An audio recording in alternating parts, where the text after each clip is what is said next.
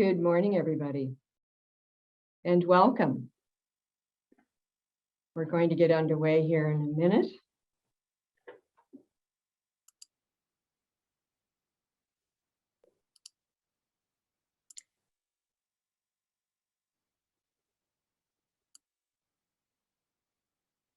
I'm going to ask my moderator to start video, please.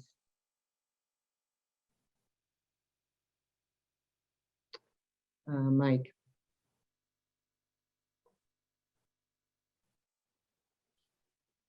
You should be able to start there, MJ. You should be able to click start video. I am getting an error message. You cannot start because my host has stopped it. My apologies, just one moment. Thank you, sir.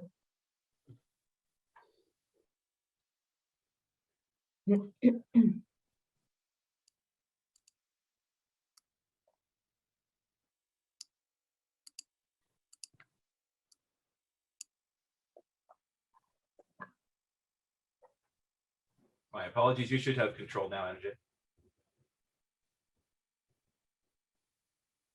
There we go. Thank you. Excellent. Thanks, Mike. Good morning, everybody, and welcome. Thank you all for joining us for our 27th annual general meeting and awards ceremony and our second virtual AGM. My name is MJ Mcdonald. I'm the CEO of Construction Safety Nova Scotia, and I'm very pleased to be with you here today to reflect on our past year of business and to honor some of the incredible work our member firms are doing in the area of safety. This morning, we take some time to reflect on the association's achievements this past year and to celebrate the accomplishments of some of our safest companies. Later, our keynote speaker, Anne Devine, will be addressing the topic of inclusion and diversity in the construction industry, something that has been a key focus for us this year. Throughout the presentations today, folks are encouraged to ask questions online through the webinar chat. And as we proceed through the meeting, polls will pop up on your screen for you to vote. Please take a moment to vote during each motion. I'm now going to invite our chair, our board chair, Andrew Hawley, to call the meeting to order. Thank you. Thank you, MJ, and good morning, everyone. My name is Andrew Hawley, Chair of the Board of Directors for Construction Safety Nova Scotia. I would now like to call this meeting to order. The first item of business is the approval of today's agenda. The agenda can be found on your website, on our website, not yours, sorry, linked to our AGM page under events, along with the 2020 AGM meeting minutes and financials. Are there any requests for additions to the agenda?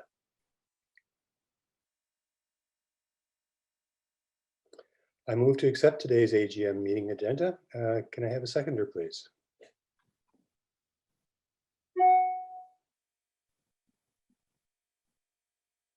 John Mayette has put his hand up, Andrew. Hey, great, thank you. I can't see that, unfortunately. I would call for a vote. All those in favor, or all those contrary-minded? So everybody who's online now, you have the option to vote to approve or disapprove the agenda.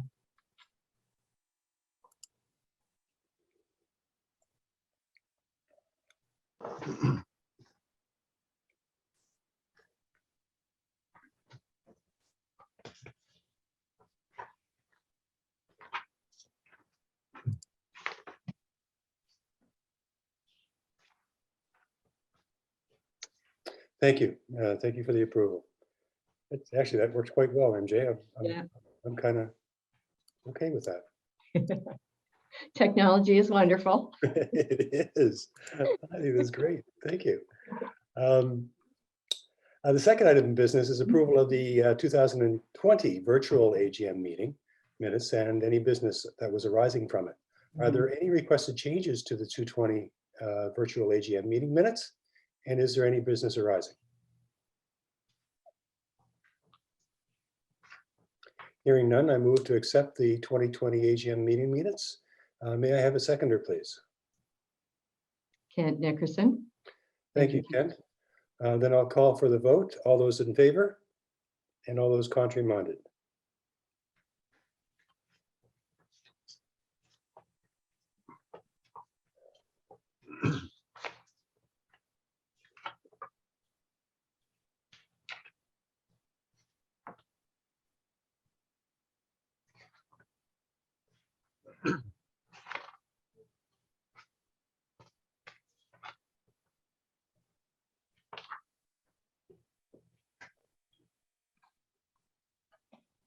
Great, thank you very much, gang. That motion is carried.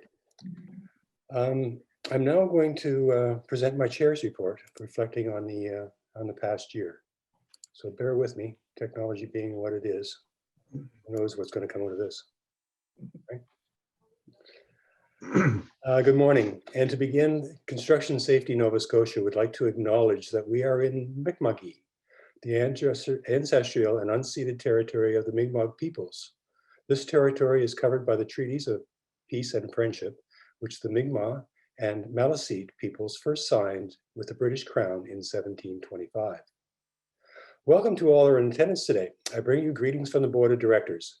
You will find all of our AGM reports located on our website. They will give you insight into an association that has had significant growth and change over the past year. Your board has been very active and engaged in the association's business. 2020 presented many challenges. One issue was that it brought to light for our association was our role in anti-oppression work. It was our staff who identified that the association needed to add our voice to the Black Lives Matter movement by stating our support. But saying and doing are two different positions. The board needed to understand the needs of our community. Realizing we did not, the board at its first opportunity undertook a diversity training session to better understand those issues. Ongoing education in this area continues. Another focus for our association has been around mental health. We know from research conducted in other jurisdictions across Canada that the suicide rate for men in construction is extremely high, higher than in general society. There are people injured on construction sites every day, and their injuries can sometimes be related to a distraction such as stress, worry about a loved one, or depression. We at Construction Safety Nova Scotia see that as an opportunity in our health and safety work to consider these connections and to create supports and tools that help people working in the construction sector to be able to work more safely by adopting a broader view of some contexts that may be contributing to illness, injuries, or illness. As an example, I have a tradesperson who just didn't want to go to work because several of his coworkers were actually targeting him with microaggressive comments in his workplace. But he never said anything and did anything and did not get any assistance that he should have.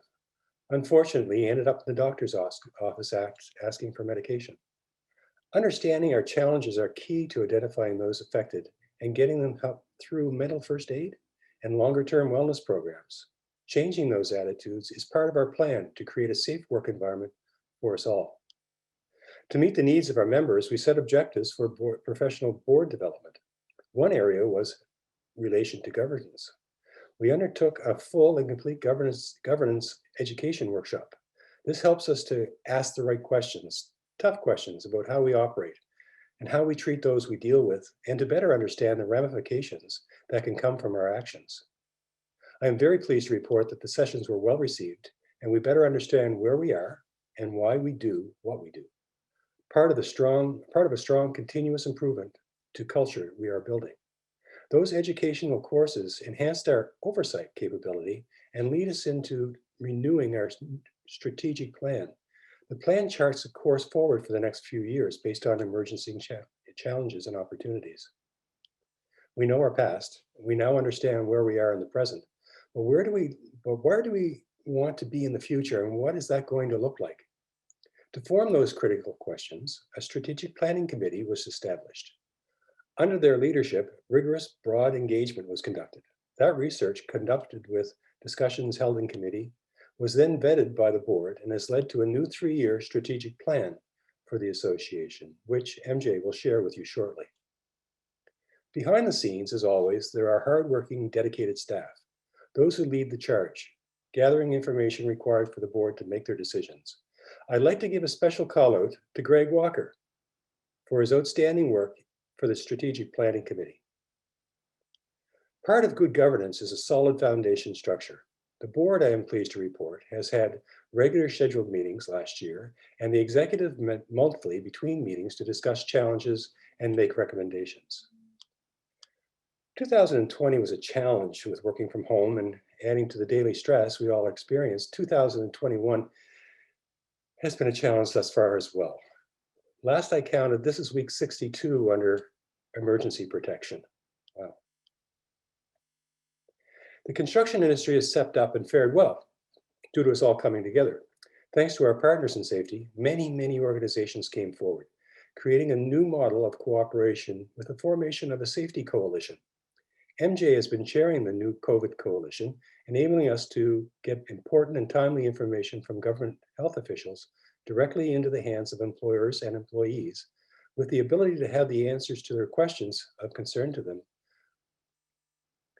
Without the leadership of Dr. Strang and his team of health professionals, we would have never been able to keep this industry free from COVID-19. A thank you to him, and his team will follow shortly with the presentation of a special award. I am also pleased to inform you that your Safety Association is delivering on its mandate to support the sector in becoming the safest and most productive construction sector in Canada, and is well positioned financially to continue to raise the bar, to deliver relevant and cost-effective safety solutions to support you in your work.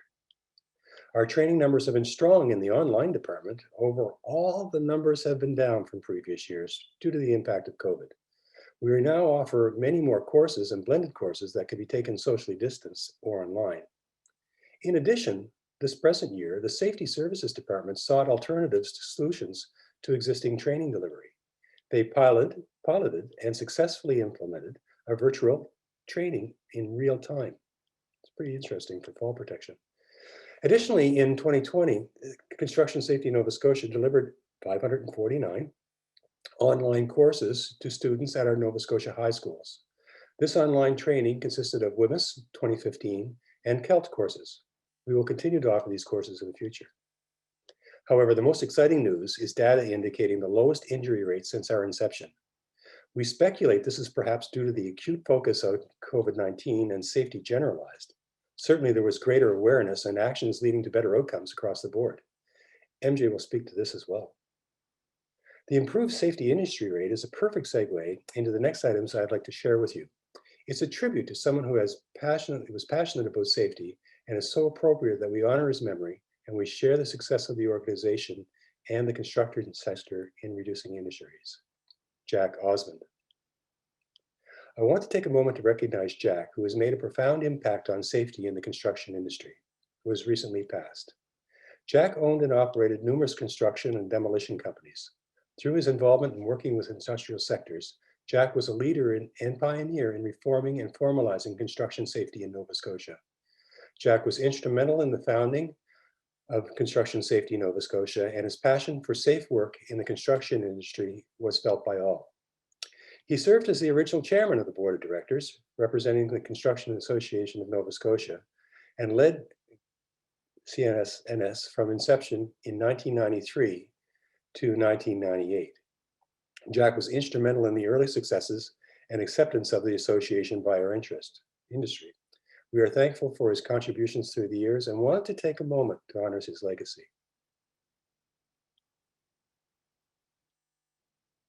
Thank you. In closing, we at Construction Safety Nova Scotia are proud of the work we have done to provide training and guidance to you, our members, and make the industry safer. However, the job is not complete. Almost 500 people per year are injured while working in our industry, which means that 500 lives and 500 families were detrimentally impacted by the event that could have been avoided. So simple. The goal is zero, and we need your help to reach it. Respectfully submitted, Andrew Hawley. Thank you.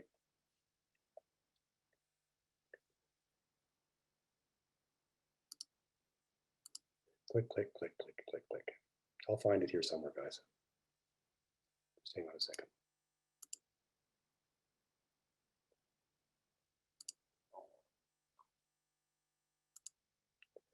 There we are, speaking notes. I move to accept the chair's report as presented. Are there any seconders?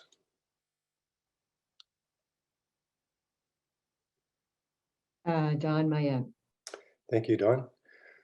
I'll now call for the vote. All those in favor?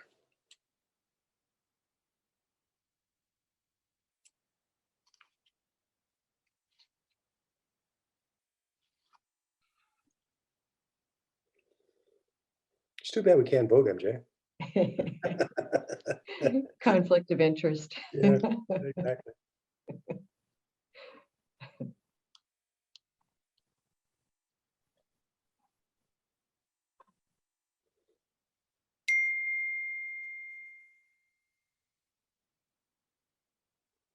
Motion is passed. Ah, yes, thank you. Motion is approved. Thank you very much. Now, 2020 was a tough year for the construction industry as we worked through multiple waves of the pandemic. Today, we have a very special guest joining us, who I would like to welcome and recognize for their contributions to safety in the construction industry in these unprecedented times. Good morning and welcome, Dr. Strang, Chief Medical Officer of Health, Nova Scotia. Dr. Strang, on behalf of Construction Safety Nova Scotia and the industry, we would like to recognize and thank you for your exceptional safety leadership during the COVID pandemic. We would like to specifically recognize your contributions to safe work, not only for the construction sector, but for all Nova Scotians. Your steady, calm, and evidence-based approach has made Nova Scotia one of the safest places globally. Your continued engagement with the sector through the COVID Construction Sector Safety Coalition and the Department of Labor and Advanced Education, paired with your strong communication and active listening to us all, has supported a culture of safety and collaboration. As a result, the sector was enabled to work safely and remain productive through these challenging times. We deeply appreciate your efforts and hard work, and we remain committed to continuing to support your work and your team at Public Health working with our members to help them stay safe, as well as their families and communities throughout Nova Scotia. To honor your contributions and the contributions of public health workers, we have created a special COVID Safety Leadership Award. This year, awarded to someone outside of the construction sector who has contributed to and enhanced safety to the sector through their exceptional leadership. We are pleased to present this award today to Dr. Strang and Public Health for exceptional safety leadership during the COVID-19 pandemic in Nova Scotia. Thank you again for the work you have done and continue to do to keep us all working safely.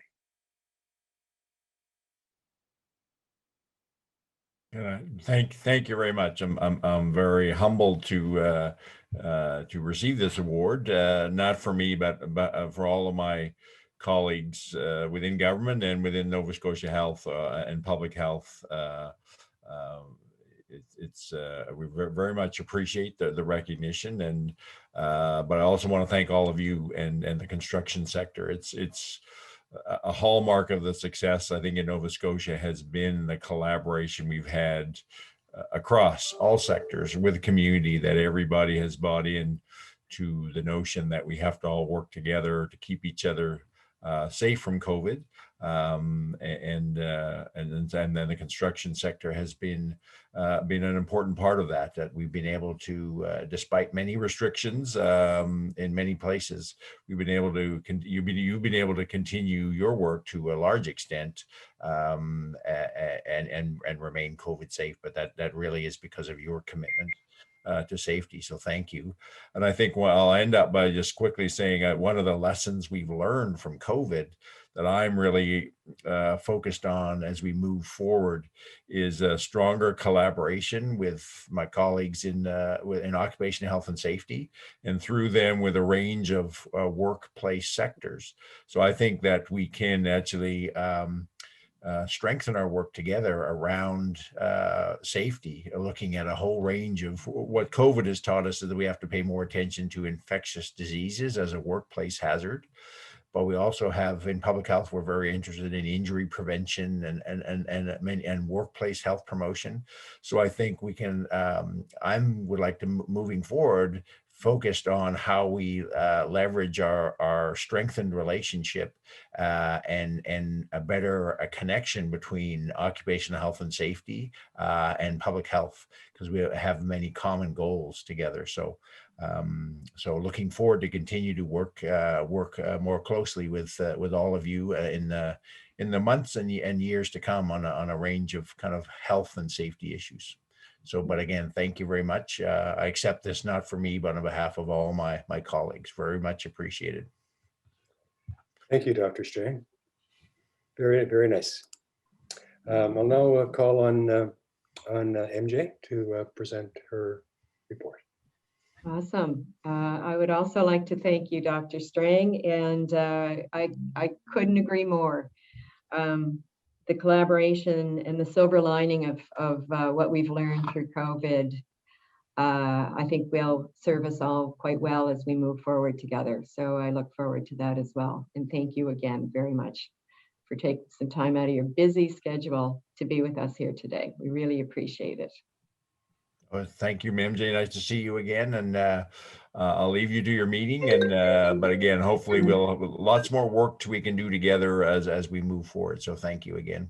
Yeah, take care. Thank you. Bye-bye, everybody. Bye now. So thank you, Andrew. And I'd like to now table my report and the strategic plan, which we've been working on.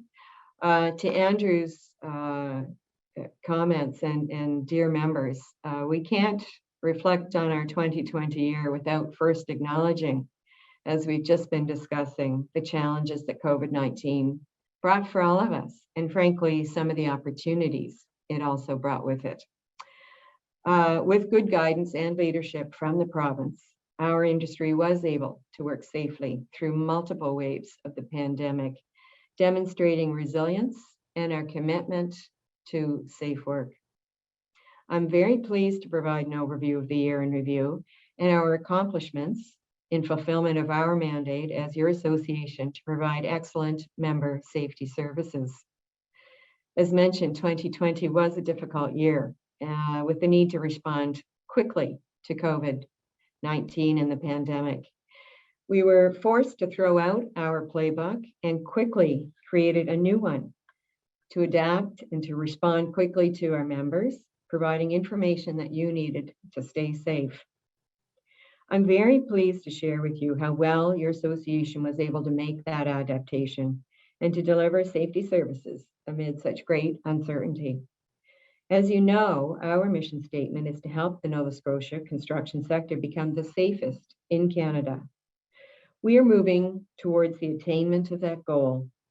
And I'd like to start by sharing some of the results that the sector has accomplished in 2020. They are significant. So I'm going to ask for the next slide, please. There we go. So it wouldn't be a report from me if we didn't have some numbers and some graphs.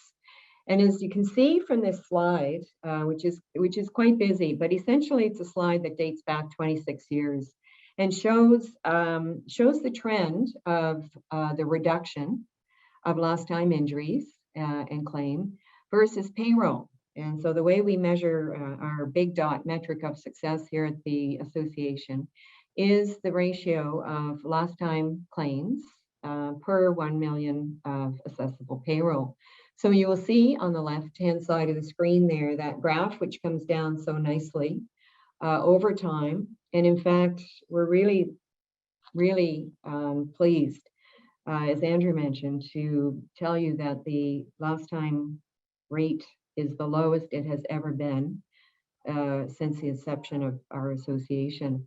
So we broke the 500 mark this year in terms of lost time claims. So right now we have 480 in 2020, and the ratio is down to 0.37, which you'll see on the graph on the right. However, what you will also see is some of the plateau around that particular one. So we're going to talk about that a little bit more on how we intend to have further impact on that plateau as we go forward with our new strategic plan. Some of the other numbers that I would like to mention is that payroll did remain quite steady this year, remarkably. So the industry was able to remain open and highly active. And in fact, payroll came in at 1.29 billion, and it was down only slightly from 2019 by less than 0.2%. So that is a remarkable feat for this sector. And I do believe it is a testament to our ability to work together and to work safely through a challenge and an obstacle that really is unprecedented. So I want to say thank you to everybody for that collective effort and this collective result. So the work we're doing is having a profound impact. Many more people go home safely every night because of safe work and to working safely. And as I mentioned, I want to thank everybody for your efforts to accomplish this important milestone. However, as Andrew mentioned, there's still lots to be done. So we are excited about the opportunities that lie before us, and frankly, some of the collaborations that we feel are going to be instrumental in collectively as a system moving the markers continuously. So one thing that we heard during the course of our stakeholder engagements, and we hear over and over again, frankly, is about the challenges of finding skilled people to do the work. Interestingly enough, while we're celebrating success, we're also turning our attention to claim durations and return to work, which remain high. So here is an opportunity for us as we go forward.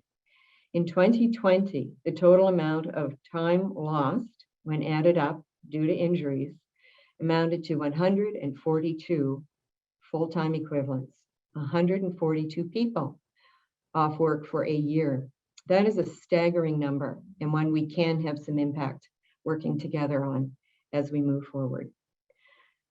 As we expand our safety horizons to include a more integrated perspective of safety and health and wellness, we will be partnering with other system stakeholders to develop and deliver training and toolkits specifically designed for the construction sector.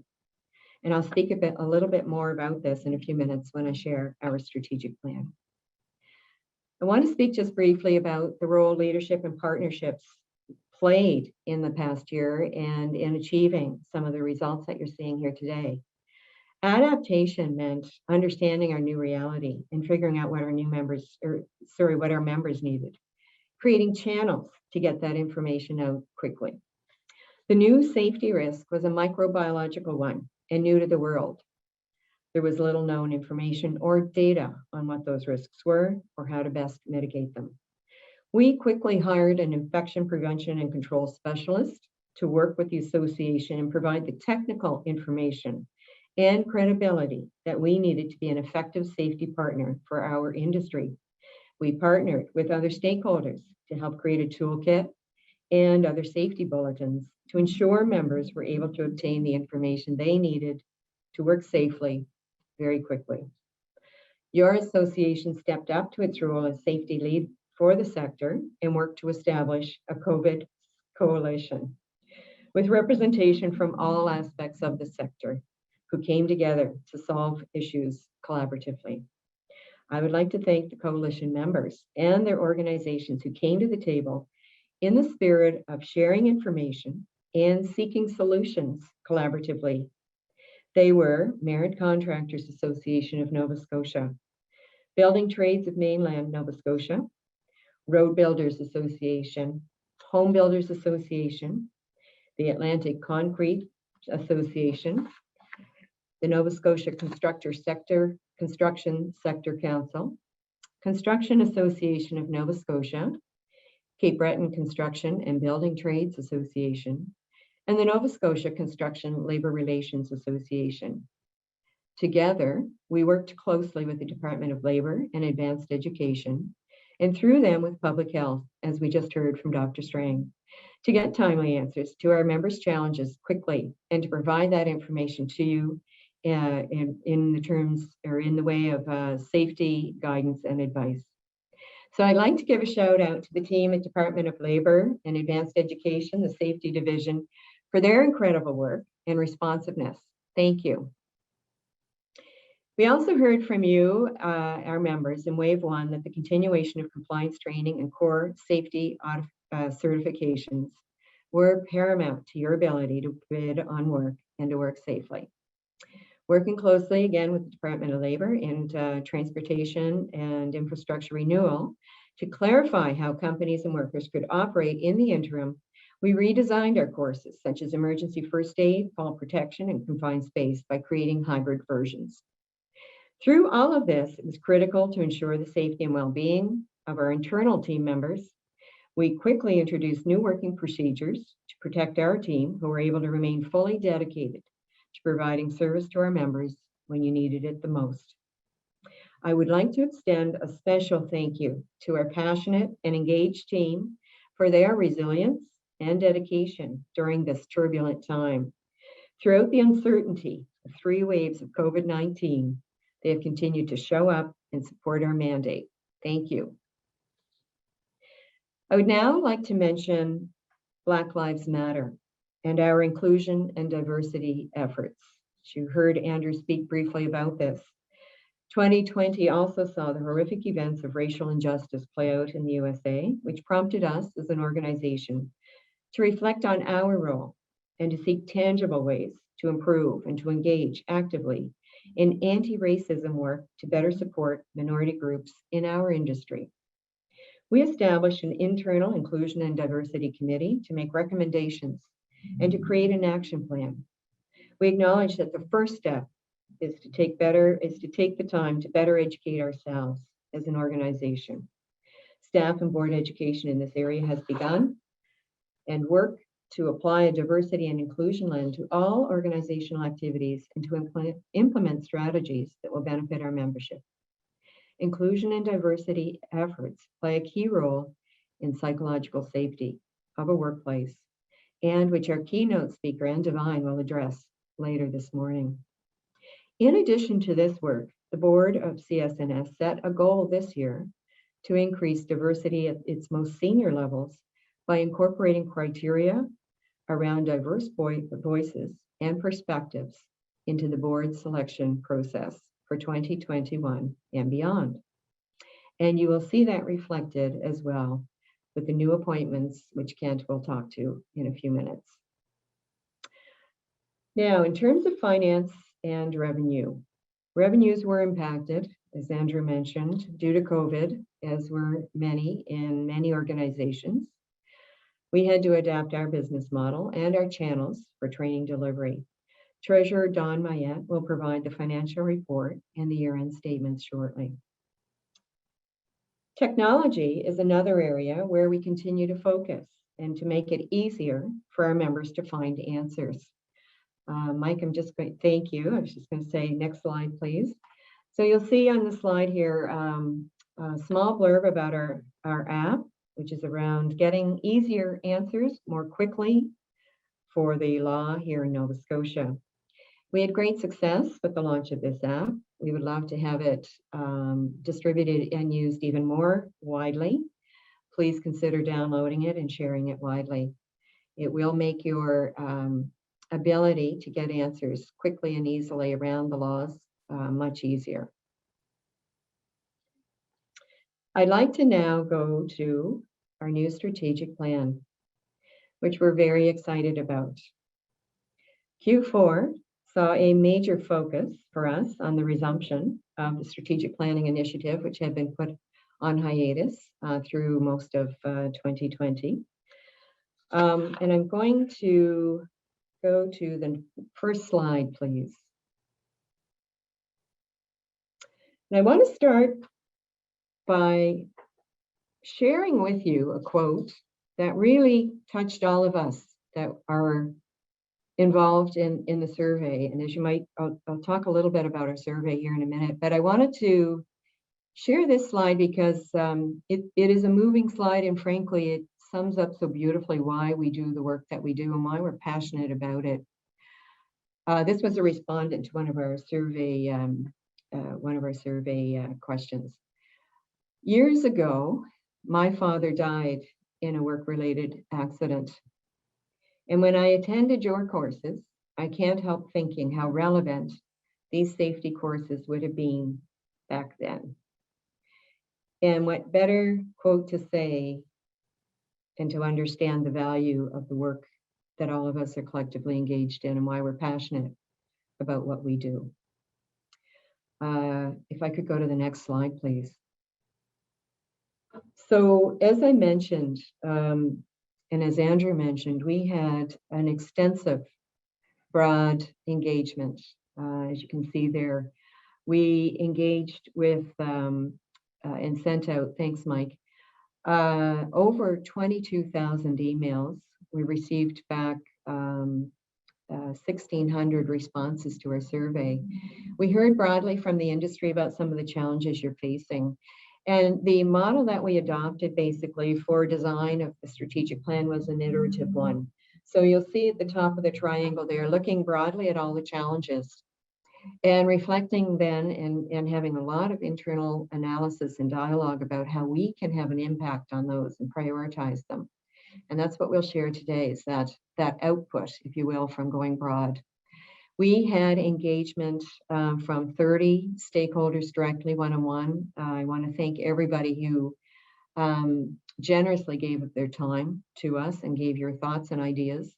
It was instrumental in how we were able to then devise a strategic plan that we think is relevant for the future for all of us. And you'll see them listed there today. Next slide, please. So a little bit about the background and just how representative this piece of work is, and how engaged people were around this. So as I mentioned, and you'll see on the top left-hand corner there of this busy slide, there's a lot of information here. We had over 1,600 respondents. We were thrilled with that. We were hoping for maybe 100. So your response to our call out and the thoughtful answers that we got were so wonderful. And as you can see, it really represented the entire region. So all of Nova Scotia had a voice.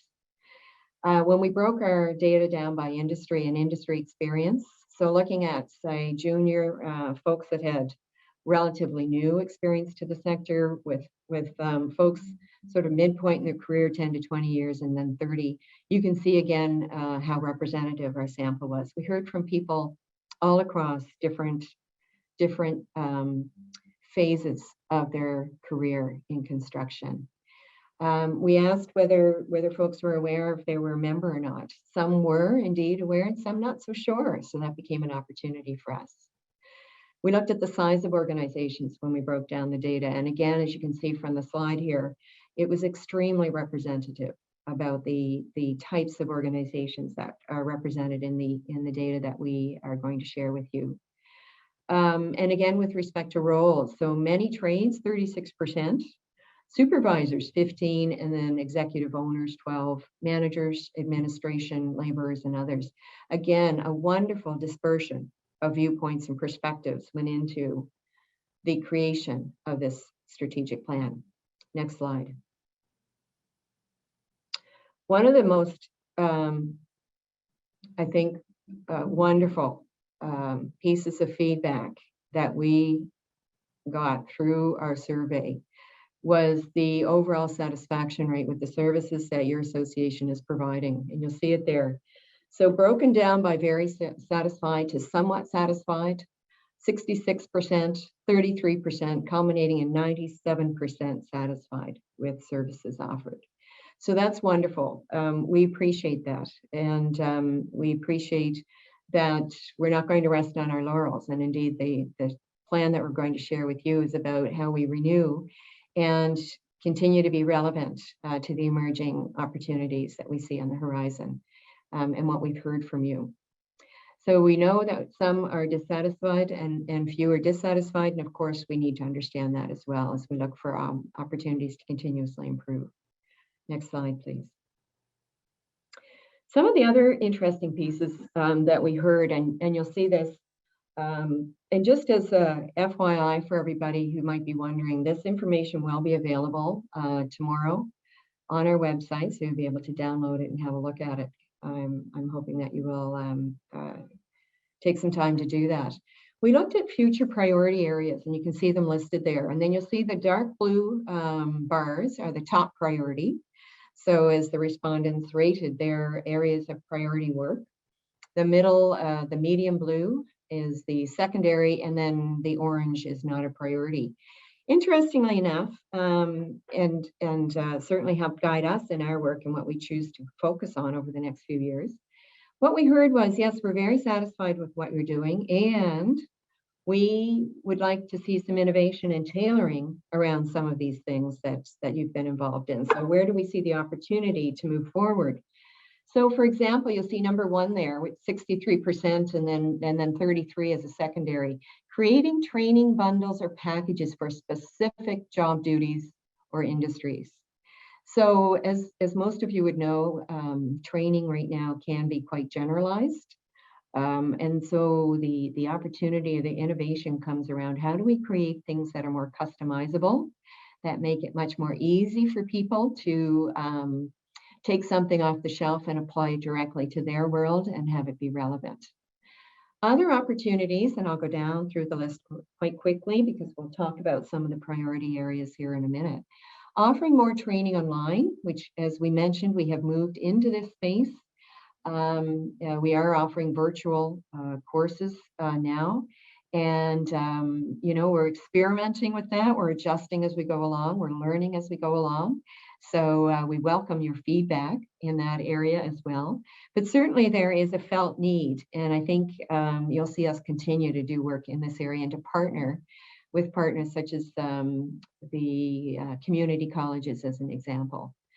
Advocating for changes. So advocacy rose to the top. So looking for areas and opportunities for policy or legislative, regulatory opportunities for improvement there.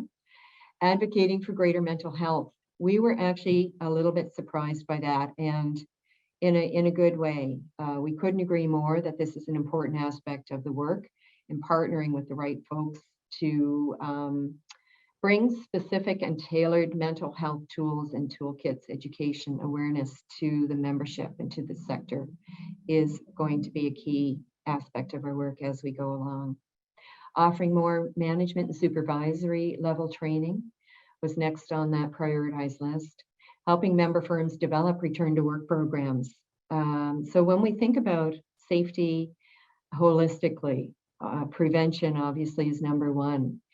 However, when an incident might happen, how do we collectively as a system work together to return an injured worker safely back into the workforce, into meaningful work? So we were really pleased to see this one as well and have incorporated this feedback and what we heard into our strategic plan. Finding and sharing new products and technologies with members. Offering more safety tips and recommendations online. So that virtual world that we've all adapted to over the years, or over this year rather. Working to ensure the construction industry is more inclusive and welcoming. This really was interesting because we know the workforce is shifting. We know with newcomers to Nova Scotia and wanting to be a welcoming sector, wanting to be frankly, a career of choice for all people. We know this is critical, and we also know that working on sites in a harmonious and respectful way is a key aspect of being able to work safely. So we're really pleased to move into this area and to see this come forward. Working to ensure the construction industry is, sorry, I've said that one, offering more training in other areas of the province, so being more regional. Offering more training outside of traditional business hours, and more site visits and toolbox talks with the advisors. So next slide, please. So we took all this information and synthesized it and had several focus groups with our board to derive at sort of themes, if you will. Our mission remains the same. This has been a mission for many years now, and it holds true. We commit to achieve a positive occupational health and safety culture within the Nova Scotia construction industry through the provision of quality, accessible, and affordable services. Our mission remains the same. Our vision, remains the same. Together, construction workers and employers will make the Nova Scotia construction industry the safest in Canada. What you will see under that, our areas of focus for the next few years. And so as we synthesized all that we heard and we analyzed it, we realized that there was really 4 themes emerging from our data and from what we were hearing from you. The first being member-centric services. Second, safety, simplified. Occupational wellness, being holistic in our approach. And a reintroduction of us as an association in our mandate and what we can do and the services that we can provide. So next slide, please. I'll speak to each of these individually. So I am mindful of time, so I'm going to speak quite quickly through these. And as I mentioned, we're going to have this information up on the board, or sorry, up on the website. One of the things I will also mention that we will be doing over the next few weeks is compiling the strategic plan into a placemat, which we will be then publishing. So that work is continuing on, and you'll see that in the next few weeks. So let's talk a little bit about each of the pillars and what we heard and what we took from that in terms of our areas of focus around how we can have some impact and working together. So member-centric service, what does that mean? It means we must provide quality services. We must measure and track progress and report back to our members to ensure that they understand the return on their investment in safety. We know that safety has returned great investments through the lives that have been not impacted by an injury, through increased productivity, through the return on investment from a financial perspective, when we have these highly productive, skilled workforces able to work safely and healthfully. So this pillar is dedicated to consistency and quality of our services, the measurement and communications with our members. It's also dedicated to listening and understanding on a regular basis what our members want and what we see as challenges going forward. One of the things that we take from this, frankly, is how we tailor and analyze our data, use evidence to tailor our efforts. And so this year, one of the initiatives under this particular strategic pillar will be a regular updating and surveying of our members on an annual basis, regular focus groups to probe more deeply on specific program design and development initiatives. And last, we will be developing and have started this work, a safety strategy for reducing injuries in the residential construction sector, where we know that the supports and tools that have been developed so far have not had the impact, and that we really need to design something tailored specifically to the needs of that particular sector. So we'll be working with them and partnering with them to do that. Next slide. Safety simplified. So one of the things we heard many times, and I would like to quote one of our board members, Heather Cruikshank, who summed it up: make it easy. So we hear you. We need to make safety less bureaucratic and easier to adopt, easier to put into place, easier to understand. It has to be accessible and timely. So the right information at the right time in the right place and tailored to your specific needs. So we know from our survey the top priorities, such as I mentioned before, training online or in blended learning formats, and creating bundles and suites of tools, advocating for changes. These priorities and other initiatives will remove barriers to training and programs. And so they would all be included under this particular safety. So some of our goals and initiatives under this particular pillar, we will continue to have focus around innovation and training. So looking for non-traditional ways to engage the members in relevant ways, and we'll be looking for your feedback and input on that. Looking for the creation and development of bundles. Harmonization of compliance training standards across the Atlantic provinces. We heard this over and over again, the difficulties of having a mobile workforce moving between the Atlantic provinces in particular. And so we have committed to establishing an Atlantic working group by the fall of 2021. And we will be working towards standardizing the compliance courses by 2024. There's been a lot of work done in this area. It ran into some obstacles, so we're going to be renewing this and focused on this. We are looking at increasing the efficiency in the core auditing process through new technologies. We will be looking at expanding our content and reach of our app, tracking download and usage numbers, and understanding how we can leverage that and expand upon it. We will also be working with key partners and stakeholders to ensure consistently high safety standards in procurement. So we know procurement has been a lever that has been highly successful in the tendering aspect of our business, and having procurement standards that require safety and using other levers such as that. We've been working closely with municipalities in this regard, led by Jonathan White and his team, and we will continue to expand on this, and we have set a target of 20 municipalities to be engaged with by 2024. Next slide. Pillar 3, occupational wellness. So what we heard from you, and you would have seen reflected in the overview of the survey results, is that safety, health and wellness goes beyond just that physical safety. We know that we've been tremendously successful over the last 25 years, as evidenced by the lowest injury safety rate ever since the inception of our organization. But we need to consider a more holistic and integrated approach.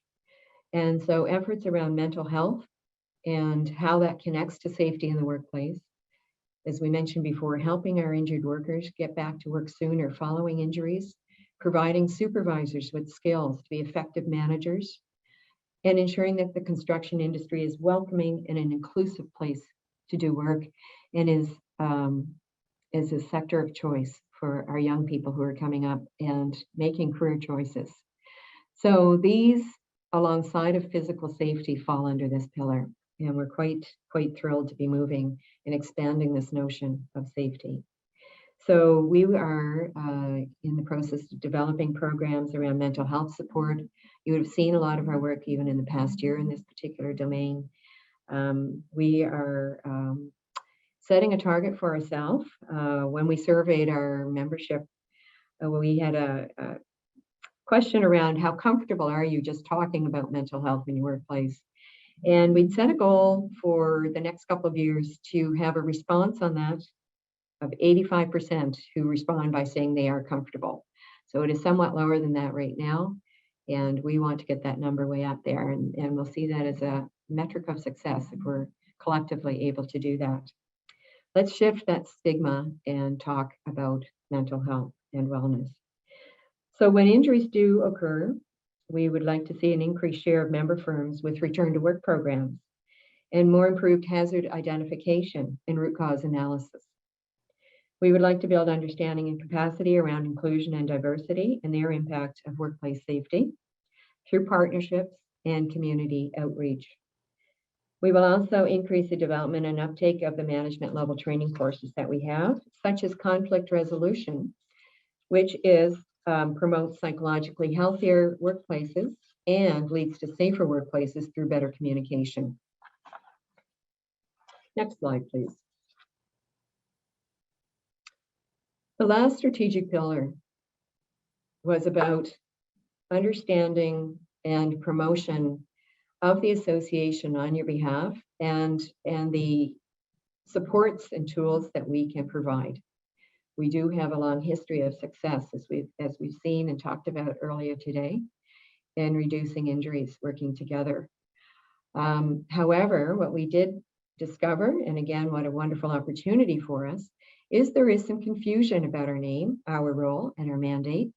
And we would like to reintroduce ourselves and make sure that all our members are aware of what we offer and how we can work with them to help make the sector more safe. So we will have many components around this one, reintroducing our brand. We've done a lot of work, as you would have seen, around social media, and a shout out to Jess Meldrum and her fabulous work around social media and design. Every day keeps it fresh. We're going to continue on that work and build upon it, leveraging our stakeholder relationships in this area. We'll be measuring our baselines and then setting targets for improvement and increase. We will continue to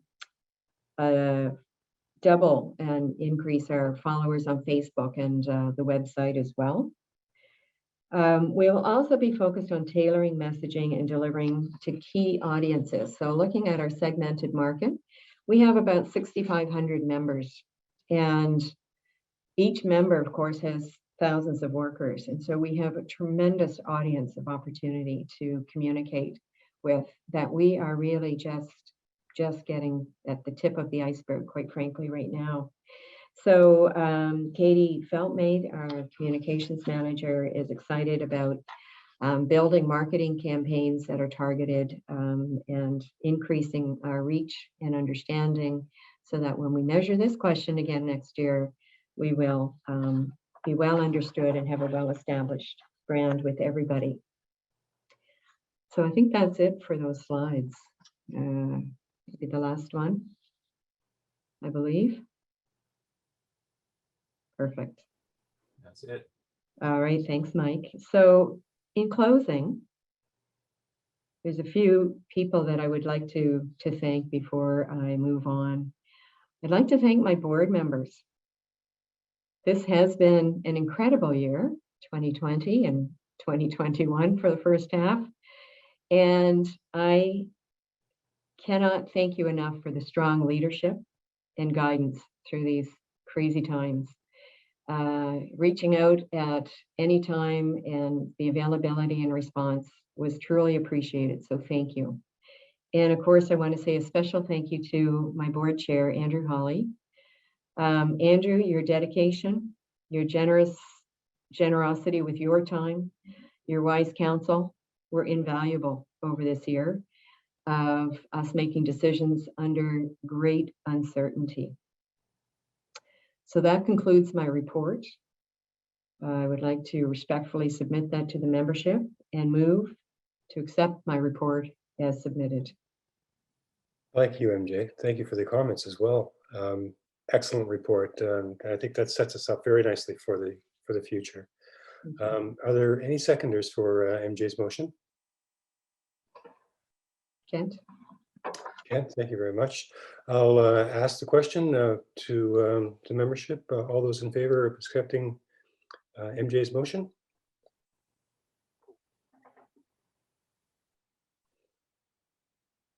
I always try to be open and there for you, MJ, and I'm glad that thank you very much. You really are. Thank you.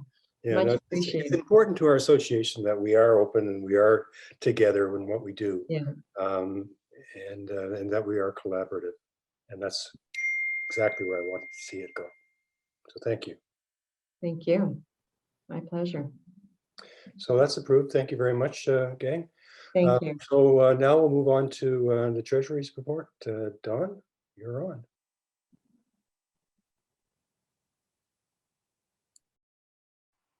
Am I on? You are. Okay, thank you. Thank you, Andrew. Just going to bring it up here. Good morning, everyone.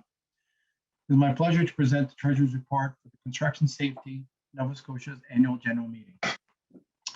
Although 2020 was a challenging year, your association maintained a strong and healthy financial position by closely monitoring and controlling expenses and pivoting courses offerings to online.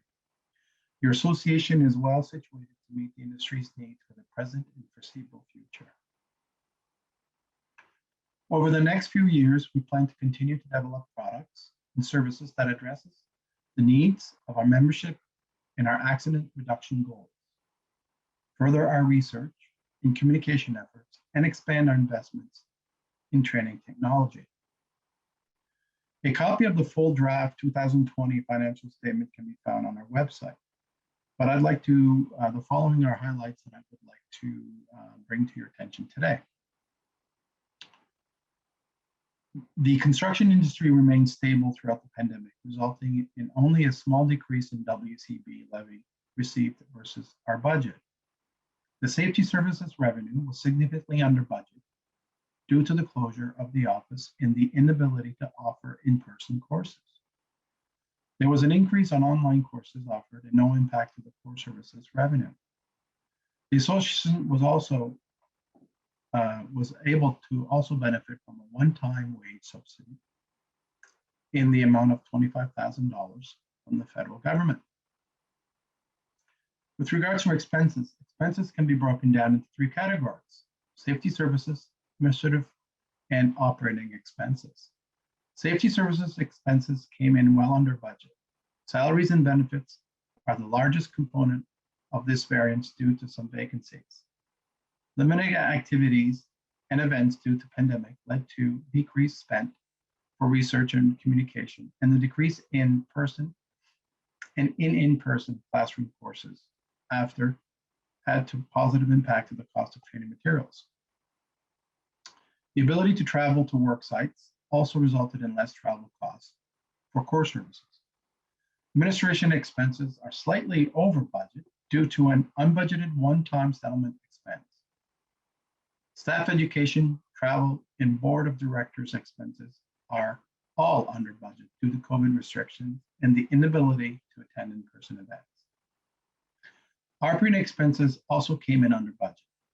This is mainly due to fewer general repairs in 2020 and smaller parts of the office being closed during the past year. So in summary, the association ended up with a loss of $168,095 versus the budgeted loss of $343,095. Overall savings of $175,000. I'll move on to the balance sheet slide, please. The association's statement of financial position remained stable. During 2020, management invested some of the association's cash in one-year terms deposits to receive better rate of returns. The cash position of the association remains strong. There are some investments made to capital assets, mainly upgrading computer hardware and investing in mobile app development. Accounts payable and accrued liabilities are higher compared to the previous year, and this is due to human resources settlement mentioned earlier. The obligation under capital leases for the production and office printer purchased in 2019. Management and staff continue to strive to achieve the objectives established by the board of directors. I have confidence in their abilities and feel that we receive timely, transparent, and detailed information that allows us to make appropriate financial and strategic decisions on your behalf. I would like to close by thanking my fellow board members for their efforts over the past year. More importantly, I want to congratulate the entire membership, specifically those who are being recognized today. You should be very proud of your accomplishments over the past 27 years. Together, we will achieve your vision of making Nova Scotia construction industry the safest in Canada.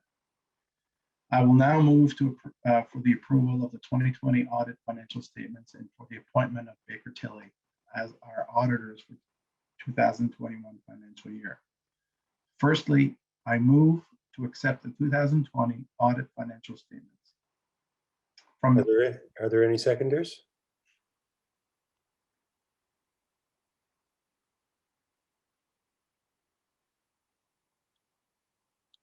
Can't see if there is, Don. Oh, neither can I. Okay, thank you. The motion has been carried to accept the financial auditors. Thank you. Thank you, Don. Perfect, thank you. And now I'll invite Kent Nickerson forward to deliver the nominations report. Kent, over to you. Thank you, Don. Good morning, everyone. I hope everyone is able to hear me this morning. My name is Kent Nickerson and I serve on the board as past chair. And I have the privilege of presenting this year's nomination report for board members. So we have a group of 10 founding board member nominees that I would like to review, starting with Andrew Hawley, Canadian Home Builders Association as board chair. Also representing the Canadian Home Builders Association is Director Dan Monk. Representing the Atlantic Concrete Association and serving as past chair, myself, Kent Nickerson. Representing the Department of Transportation and Active Transit as treasurer, Don May. Representing the Mainland Nova Scotia Building and Construction Trades Council as director, Brad Smith. Representing the Construction Association of Nova Scotia as director, Heather Cruikshanks. Representing the Construction Association of Nova Scotia as director, Duncan Williams. Representing the Nova Scotia Road Builders Association as director, Dan O'Connor. Representing the Cape Breton Island Building and Construction Trades Council as vice chair, Melvin Gillis. And finally, representing Nova Scotia Power as director, Milton Howley. Okay, in addition to those two, I have the pleasure of nominating, and these nominations were made unanimously by our board, two individuals that are willing to join our group, and we're delighted that they are to do so. The first is Jackie Hatt, representing member at large. Just a quick word about Jackie. Jackie, and before I say that, I would like to say that the process that we went through to recruit and select board members for nomination was quite formal and something that we had really not done in the past. And I was thinking about this earlier, that I wouldn't not be here today giving this report because I'm not sure I would have qualified to be a board member, looking at the process we just went through for Jackie and Joanne Ortega, who I'll introduce momentarily. So great process. Jackie Hatt works with the Stevens Group in Dartmouth as an occupational safety and health manager. Jackie is a lifelong safety advocate, in particular for women in the safety industry. She is a nurse by profession. She started her career with Irving in occupational health and safety. Jackie has received many awards recognizing her significant contributions in mentoring, role model, and so on. And also, Jackie was the first recipient of our Construction Safety Nova Scotia Women in Safety Award. So we're pleased to have Jackie join us. And the second nominee is Joanne Ortega. Joanne is the Special Projects Manager for Nova Construction in Antigonish. And Joanne brings a passion for working with community to foster connections and opportunities for people in the construction sector. So we're delighted to present these two candidates as nominees for our board. And Jackie is with us today, so I will ask Jackie to introduce herself if she would take a moment just to say hello. Morning, everyone. Thank you so much for the nomination. I'm very proud to have been selected as part of the board. My long-term goal with working with the board is to work with the leaders and decision makers to help improve health and safety in Nova Scotia. I am certainly open to challenges, conversations, and exchanges of ideas in that improvement. I want to thank you again for this opportunity. Thank you, Jackie. And Joanne Ortega could not be with us today. However, we do have a brief video that we'd like to share with the group.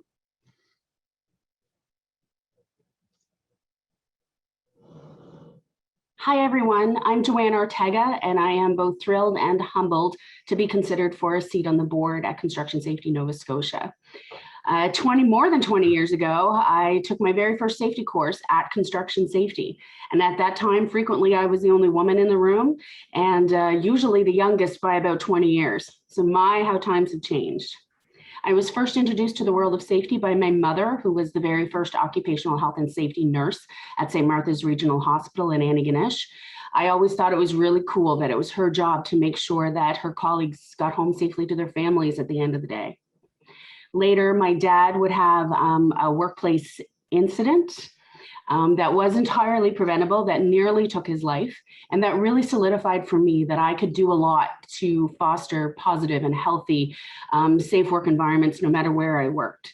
And currently I work at Nova Construction, a heavy civil construction company in Antigonish, and there I do special projects.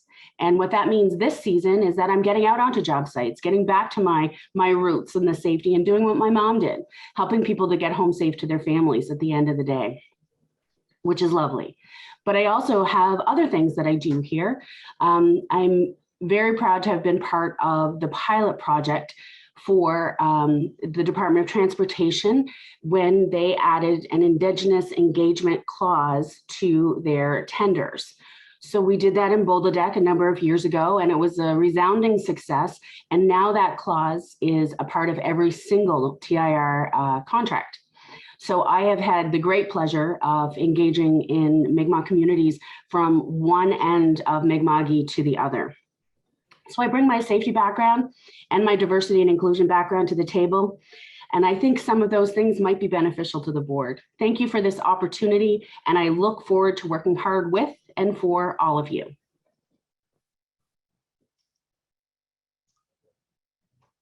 That's great. Thank you very much.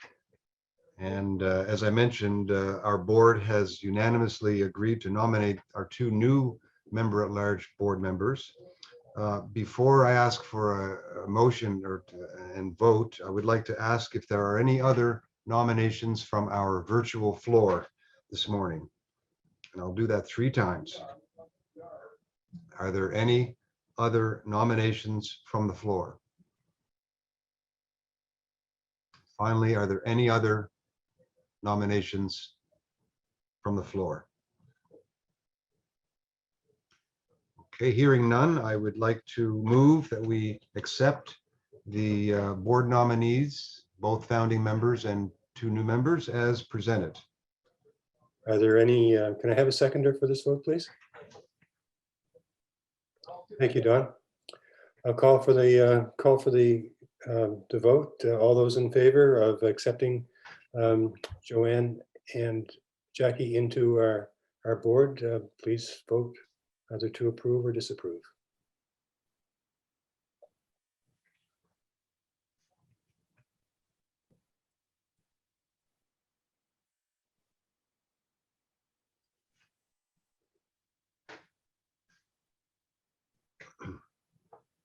Congratulations. 100% welcome, guys, and congratulations. Welcome to the board of directors for Construction Safety Nova Scotia. Thank you. Thanks very much, Ken. And now I'd like to invite MJ back to introduce our keynote speaker for the day. Thank you, Andrew. As mentioned in my CEO's report, and as you've just heard from our nominees, our new members of our board, inclusion and diversity efforts are a key focus for our organization. And there's much work to be done in our industry. Joining us today to provide a keynote on inclusion and diversity, examining the link between psychological and physical safety on the worksite, is Anne Devine. Just a note that after her talk, we will have a question period where you can write your questions to Anne in the webinar chat box. So it is my pleasure to introduce Anne. Anne is the CEO and founder of Ashanti Leadership and Development Services. Her education includes a master's in human resource management and leadership development from London, United Kingdom. She is an accomplished businesswoman, known and respected for her professionalism and willingness to support, coach, and mentor others. Her business provides extensive career and professional guidance in organizational change and social justice issues. Anne's work is underpinned by her knowledge, skills, and expertise in human rights and people management. Her unique style, combined with adult education principles, has brought her recognition in her fields of leadership development, change management, coaching and mentoring, facilitation, diversity and inclusion, women in leadership, and unconscious bias training. Wow. These elements are critical factors which impact team performances in the physical and virtual workspace. Anne's work supports the business environment, government, public and private sectors, and their employees to bring their best selves to work. Anne is also an advocate for those who are deemed invisible and do not have a voice in her community, and she strives to bring inclusivity to every aspect of her work. She sits on several boards at a national and provincial level. Anne has been recognized and acknowledged through various awards for her work, and I would now like to invite Anne forward to deliver her keynote speech. Thank you, Anne, for being with us. Thank you very much, MJ. It's an honor and a privilege for me to be with you today. I really appreciate the invitation. And as said, my presentation today is around inclusivity and how we can build that in our community here in Nova Scotia. I would say how we can continue, because I have to say, congratulations to you on your report. What an amazing report, and your desire to become more inclusive, and the work that you've been doing here with Construction Safety Nova Scotia. I think today is a great day to be in Halifax. And the reason why it's a great day to be in Halifax, because not only is the sun just beginning to shine and we're getting into the spirit of summer and spring and summer, but it's also Asian Month. Recognizing that we have a community of Asians here in Nova Scotia, and we want to acknowledge their contribution to the work that we do here that they do in Nova Scotia. Also, I'd like us to raise awareness about other issues that's going on this month, transphobia, for example, homophobia, and those issues pertaining to the LGBTQ community, 2S communities, as well as recognizing it is also Mental Health Month. And we know that this pandemic period has caused a number of people to feel very stressed. We know that this is an area that, particularly in a male-dominated environment, is not talked about. And I was really heartened to see that in your report, that there's a lot of emphasis on mental health, a lot of emphasis on health and wellness in your organization. So, because if our people are unsafe in our workplace, if they don't feel that they can come to work and bring their best selves, that's an unsafe work environment. And unsafeness can come from a number of things. For example, if you have a mental health issue and you can't share with your boss that you don't feel up to it today, you cannot come to work today. If there is racism within the workplace and that's impacting on you, microaggression, harassment, persons with disability not being able to access their work environment or their workspace. The technology that we're using today also provides a lot of stress within our workplaces. So these are some of the things that makes our workplaces unsafe. And if our workplace is unsafe, we have a work community that is also unsafe. And I'd also like to acknowledge that this is also a very difficult time for parents with children in schools, parents with children with disabilities, because this is a group that is often forgotten about. And so therefore, we have to look at ways how we can protect and support our families, in particular those who are experiencing difficulties at the moment. And I was really heartened to hear you talk about the pandemic situation. And in my experience in the last year, we not only talk about the COVID-19 pandemic, but we talk about the two pandemics, the death of George Floyd and what he has, that meant for all of us as Nova Scotians, the coming together of the organizations like Black Lives Matter, the conversations that we're having in our communities to be more inclusive, the ability to raise our awareness about these issues. These are some of the things that our organizations have been engaged with. And I'm really pleased to see that the Construction Safety Nova Scotia is also engaging with this conversation, because you have thousands of members and thousands of ripple effect that goes to different communities, different parts of our businesses, or regardless of what you are engaged in, because construction safety is huge. And so therefore, to have these conversations, they are touchstones in people's lives, because then people become aware of what these issues are. And one of the other things I'm so pleased to learn, that the suicide rates are down, which is really quite important. And I heard on the radio just yesterday when we were talking about, one of the doctors were talking about the fact that the suicide rate is down, and it's a good thing. It really is. And this is something that's endemic within the construction industry. And however, what he was also saying is that we miss the common touch as human beings. We miss having coffee, we miss having a laugh, we even miss having the gossip around the water cooler, as it were. So those are some of the things. And I also wish to recognize that just last month, April 28th, we recognize and pay tribute to the many Nova Scotians who have lost their lives due to workplace accidents.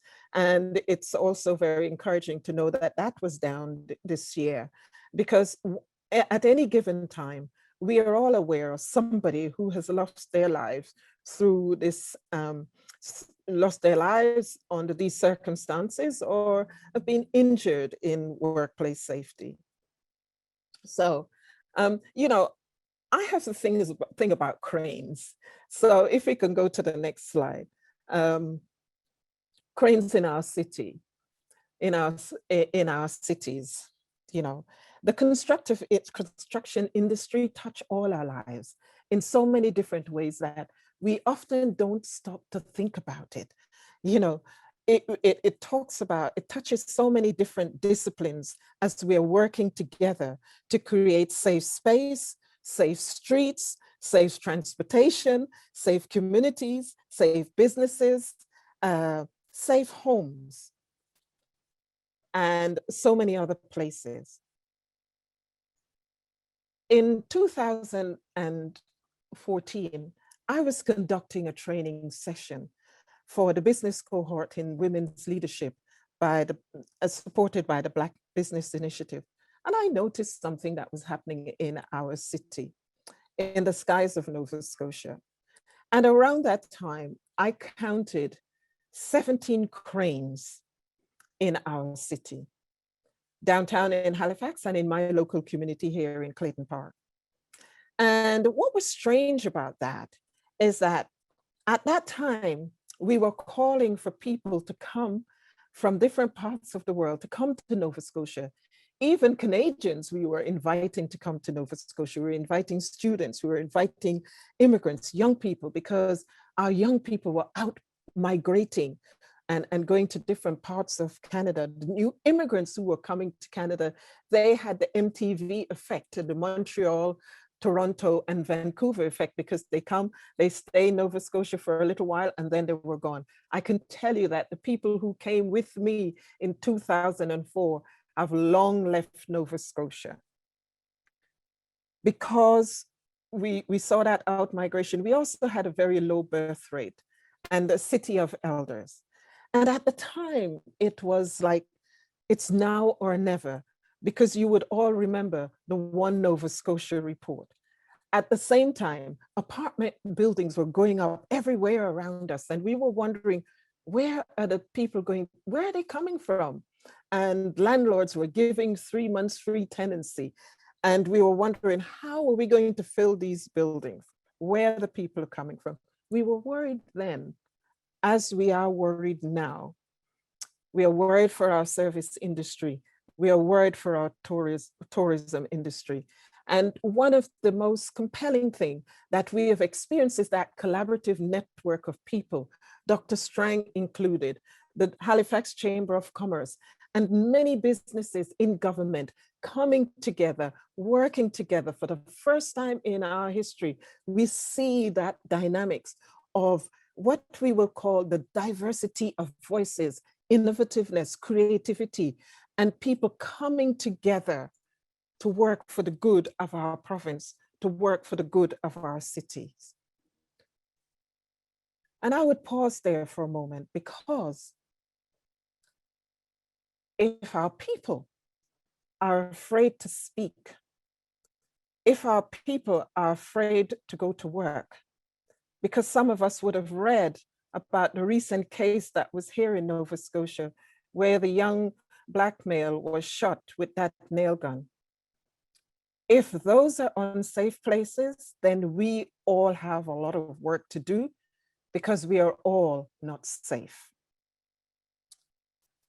But what I would say about the work of Construction Nova Scotia Society is that what we're seeing today, the growth that we're experiencing today, happened many years ago.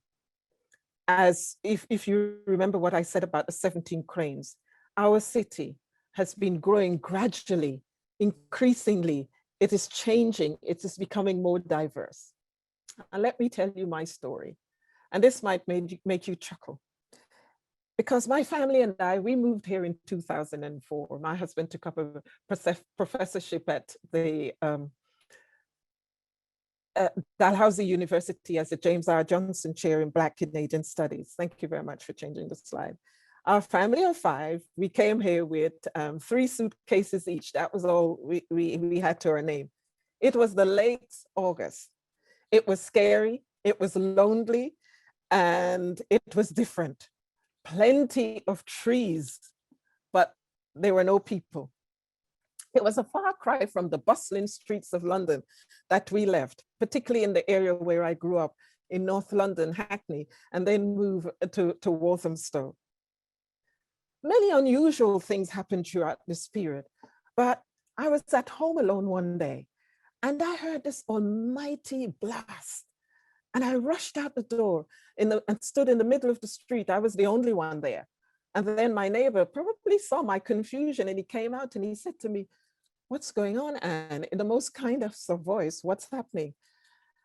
Coming from London, where we had experienced the IRA bombing, and so many other bombings we had experienced, I thought a bomb had gone off.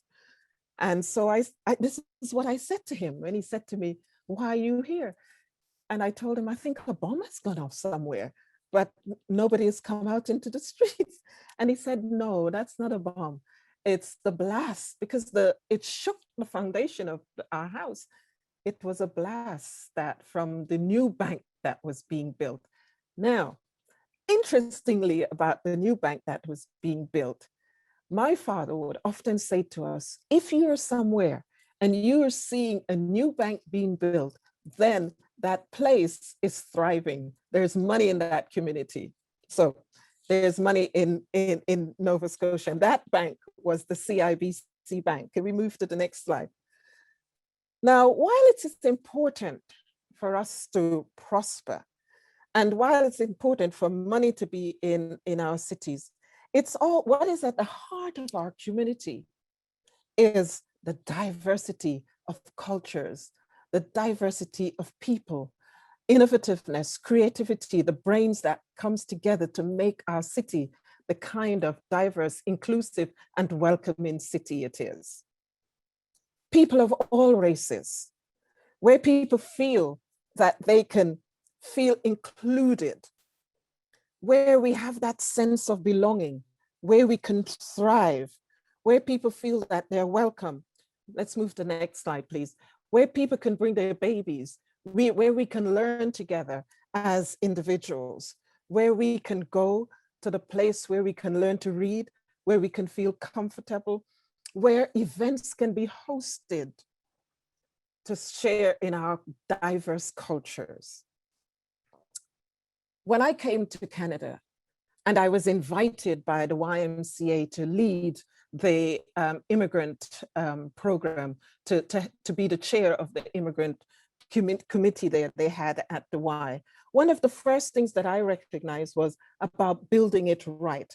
And building it right was, this was on the notice that was on the lawns of many of the people here in the Clayton Park area. And building it right meant that we needed your skills, this knowledge, the workers, the architects, the engineers, the plumbers, the truckers, the backhoe workers, and endless numbers of voices from within our community to get it right. And part of that, building it right, the YMCA president at the time, Betty Watsonberg, was insistent that we must acknowledge that there's a thriving, growing immigrant community in Nova Scotia here. And we needed to recognize that we needed somewhere where our immigrant women can go and feel comfortable, where they can swim and they can use the facilities at the Canada Game Centre like everyone else. So building it right was something that was really important for us. And we recognize that each sector,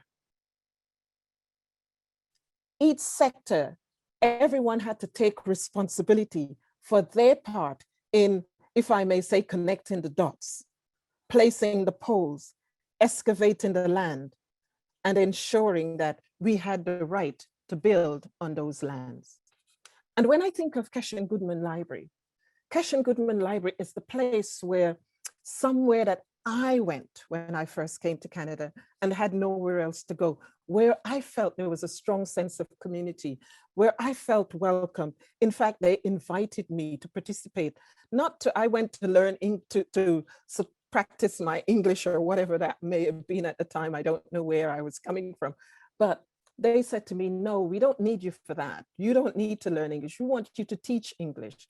And that created a space of welcoming for me when I had no job to go to. And so this is something that is very satisfying, and it should also be satisfying to yourselves, because when you build, when we take into account the diverse people that we serve in our communities, that creates a sense of pride for all of us. And all of us can feel safe, because we know that you're doing a tremendous amount to ensure that we're safe. Those safety certificates that you take, those programs that you undertake, those endless hours of learning that you do, it's to make me feel safe, make my family safe, make our children safe. Those are children who are going to school, Halifax West being one of the most diverse schools east of Montreal. Park West, which is bursting at the seams because more and more people are coming into the area and wanting their children to go to good schools like this. So it means that with your help, with your dedication, with your support, our future are in good hands. So remember what I said about the banks. Surprise, surprise. We do have big investors who come to Nova Scotia and invest from all over the world. And some of those investors are immigrants. They come, like myself, we pack up lock, stock, and barrel, and we bring our funds here to Nova Scotia, and we put them in the bank. We don't have a 6-year return ticket, as my husband told the community at Dalhousie University at 17 years ago. When we as new immigrants come, we come highly qualified. We've been successful in our country of origin, and we arrive with our dreams. And often when we get here, those dreams have to be deferred, because oftentimes we cannot find appropriate employment. And so therefore we would choose to do survival jobs. We may go back to school. And one of the things that we may also do is that we may also live vicariously through the lives of our children. We do all that we can. We pour into it everything that we have, and we send our children to the best universities and to the best schools, because we want to be rooted in our communities. We want to be rooted, we want to lay down roots here.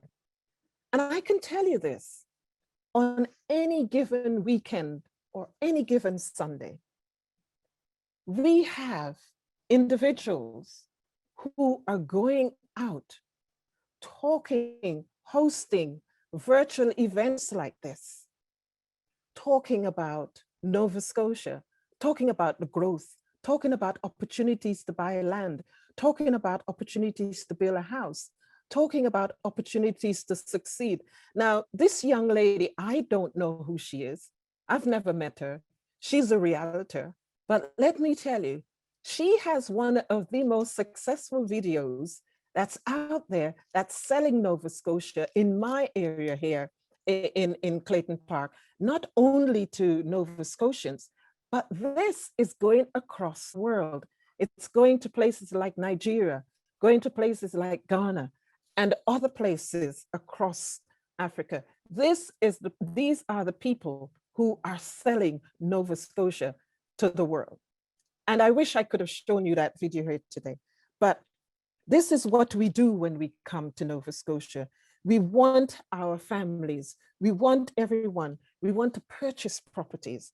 In fact, I know at least 3 individuals who have bought plots and who have built houses, young families with young children who have laid down their roots here in our province. So we need to engage with these individuals, and we need to engage with them so that they can understand what it is to be part of this community of construction safety workers, this part of this community that is a booming community, that is a lucrative community, so that they too can be part. We need to build relationships, we need to engage, and we need to continue the path of inclusiveness in our conversations, in our mission statements, in our vision statements, and in our strategic plans. But you know what it has to be? It has to be visible. People have to see people like myself. People have to see themselves represented in our communities. If we move to the next slide, please.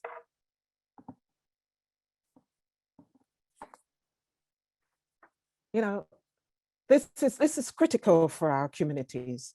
We need to ensure that women, persons with disabilities, people from the LGBT communities, we need to be working together, our business communities. But unfortunately, the construction company, the construction business is not one where people feel that they can be a part of. Can we move to the next slide, please? The historic African Nova Scotian communities, the indigenous communities, are largely absent from this growth that we are experiencing in our province here. We have a few companies who are doing well. And when we see these companies, we feel such great sense of pride, or we see these organizations like the Member-Centric Trade, the Member-Centric Trade and Convention Center, and the work that they're doing, the work, what is being done out there in Escasoni. When we see Glen Carvery business, or when we see Simmons Paving, these are organizations that are serving our communities. We feel really excited.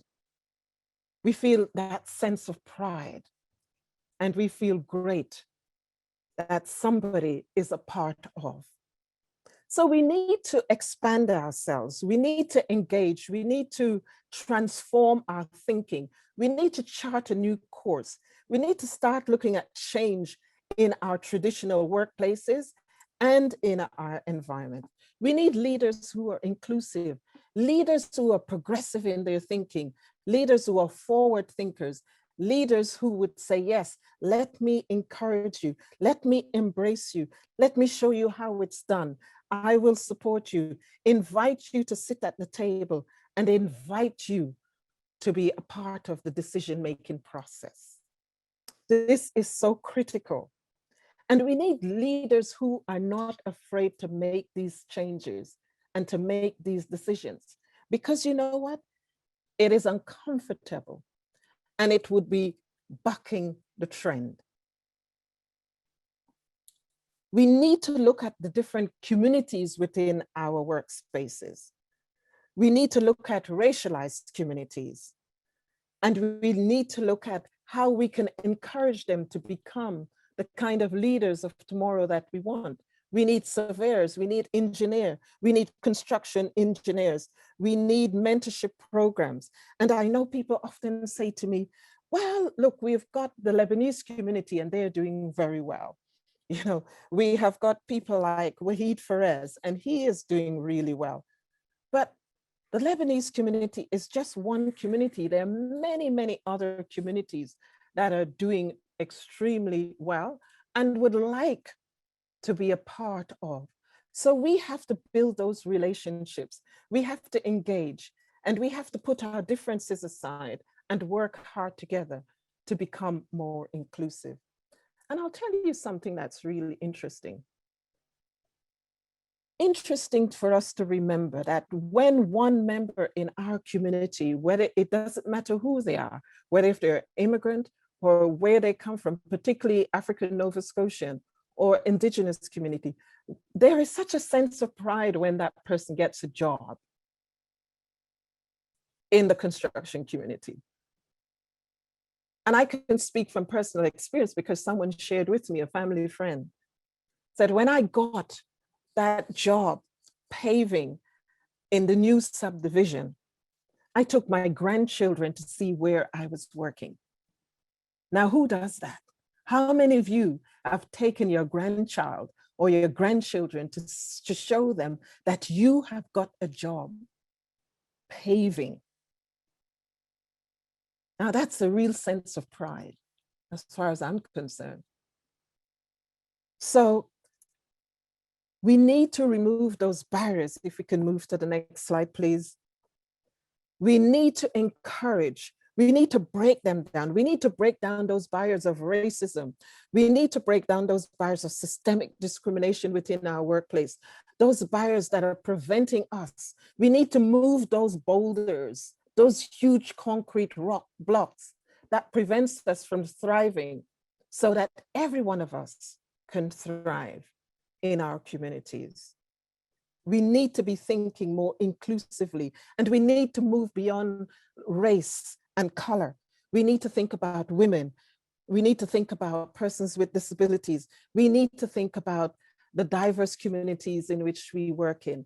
And as the governor of the Bank of England told the community last Friday at Atlantic University, when he commended them on their adaptability and their ingenuity to really bring communities together in this pandemic situation.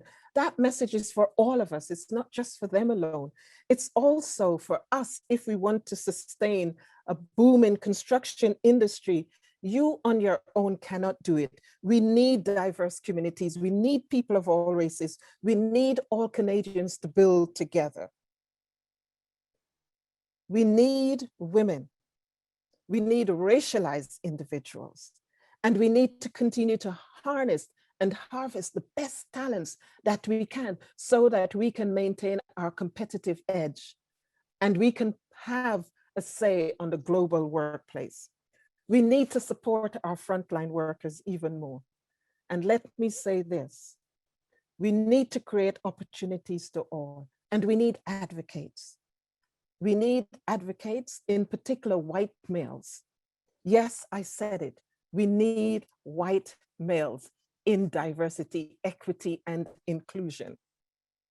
Studies by Ernst & Young, EY, and studies by Deloitte and Catalyst, and all of these big research companies have identified, Harvard University have identified that none of us can go anywhere without being more inclusive and including white males in our conversation around diversity. And the reason for that is that you are our coach, you are our sponsors, You have a unique place in our community. You have the power, you have the influence, you have the privilege, and you have the ability to make a difference. You have the ability to change things. So we need CEOs, we need leaders, we need the Fortune 500. We need your support. And so I'm thrilled that I have great allies here in Nova Scotia who have made a difference in my life and who supports me in the things that I want to do. Together we can draw on our cultural intelligence. We may have differences, but we work through those differences and we challenge each other, but we focus on building inclusive communities because that is what we all want. And it is imperative that we draw on our values, our mission, and embrace difference together so that we can thrive in our province. We don't want to go back to the days when our young people are out migrating. We want to continue to lift our communities and we want to continue to grow. We want to connect with organizations such as the Black Business Initiative, the East Preston Academy, the Mi'kmaq Friendship Center, the Mainland Confederacy of Mi'kmaq, and as I mentioned, the Shubenacadie Band, and many others. And people talk about ISANS and Wahid Ferez. But let me tell you this. Wahid Ferez, we all cannot be a Wahid Ferez, but we can all be little acorns, growing, flourishing, thriving, if the opportunities are created and prepared for us. So let us do our very best. This month, as we said, it's Asian month. There are also Asian community members. And you know something? We cannot do this on our own because the road to diversity and inclusion is a lifetime of struggle, frustration, and hard one. It's lonely also. But in this journey, we need to have women. We move to the next slide, please. We need to have everyone on board. And we need people to feel that they are a part of our community. And we need to be inclusive. We need to develop that psychological contract between us as employees and employers and employers and employees and employees and employees so that we can protect each other and have each other's back. It is an unwritten rule. Nobody has to tell me how to protect my colleagues.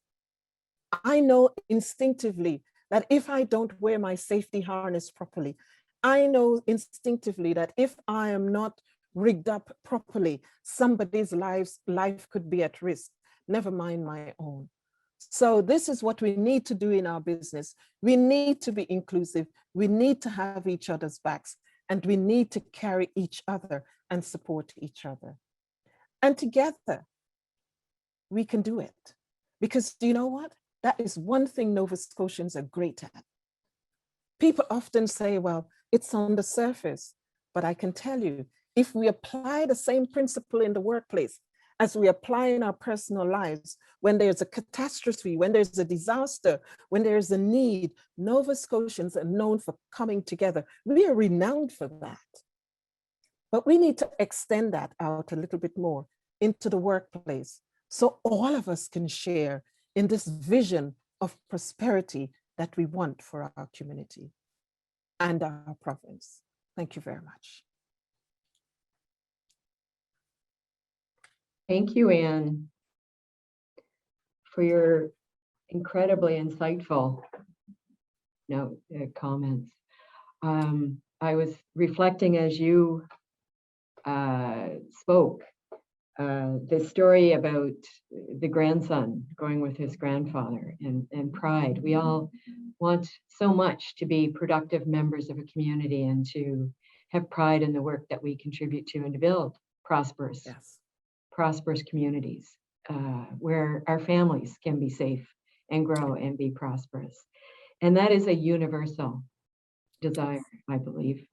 Yes. So I want to thank you very, very much for your comments. I think inviting you here to share your lived experience with us and is one of our ways, as you point out, to remove obstacles by improving our own communication and understanding. So I thank you so much for that. We do have an opportunity from everyone to ask some questions from the floor.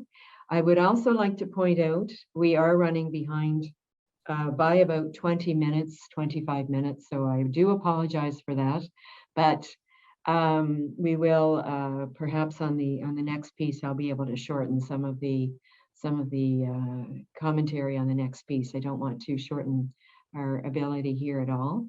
So I would like to invite everybody, if they have any questions at all for Anne, to use your Q&A. I see 2 comments in chat, so I'll look at those.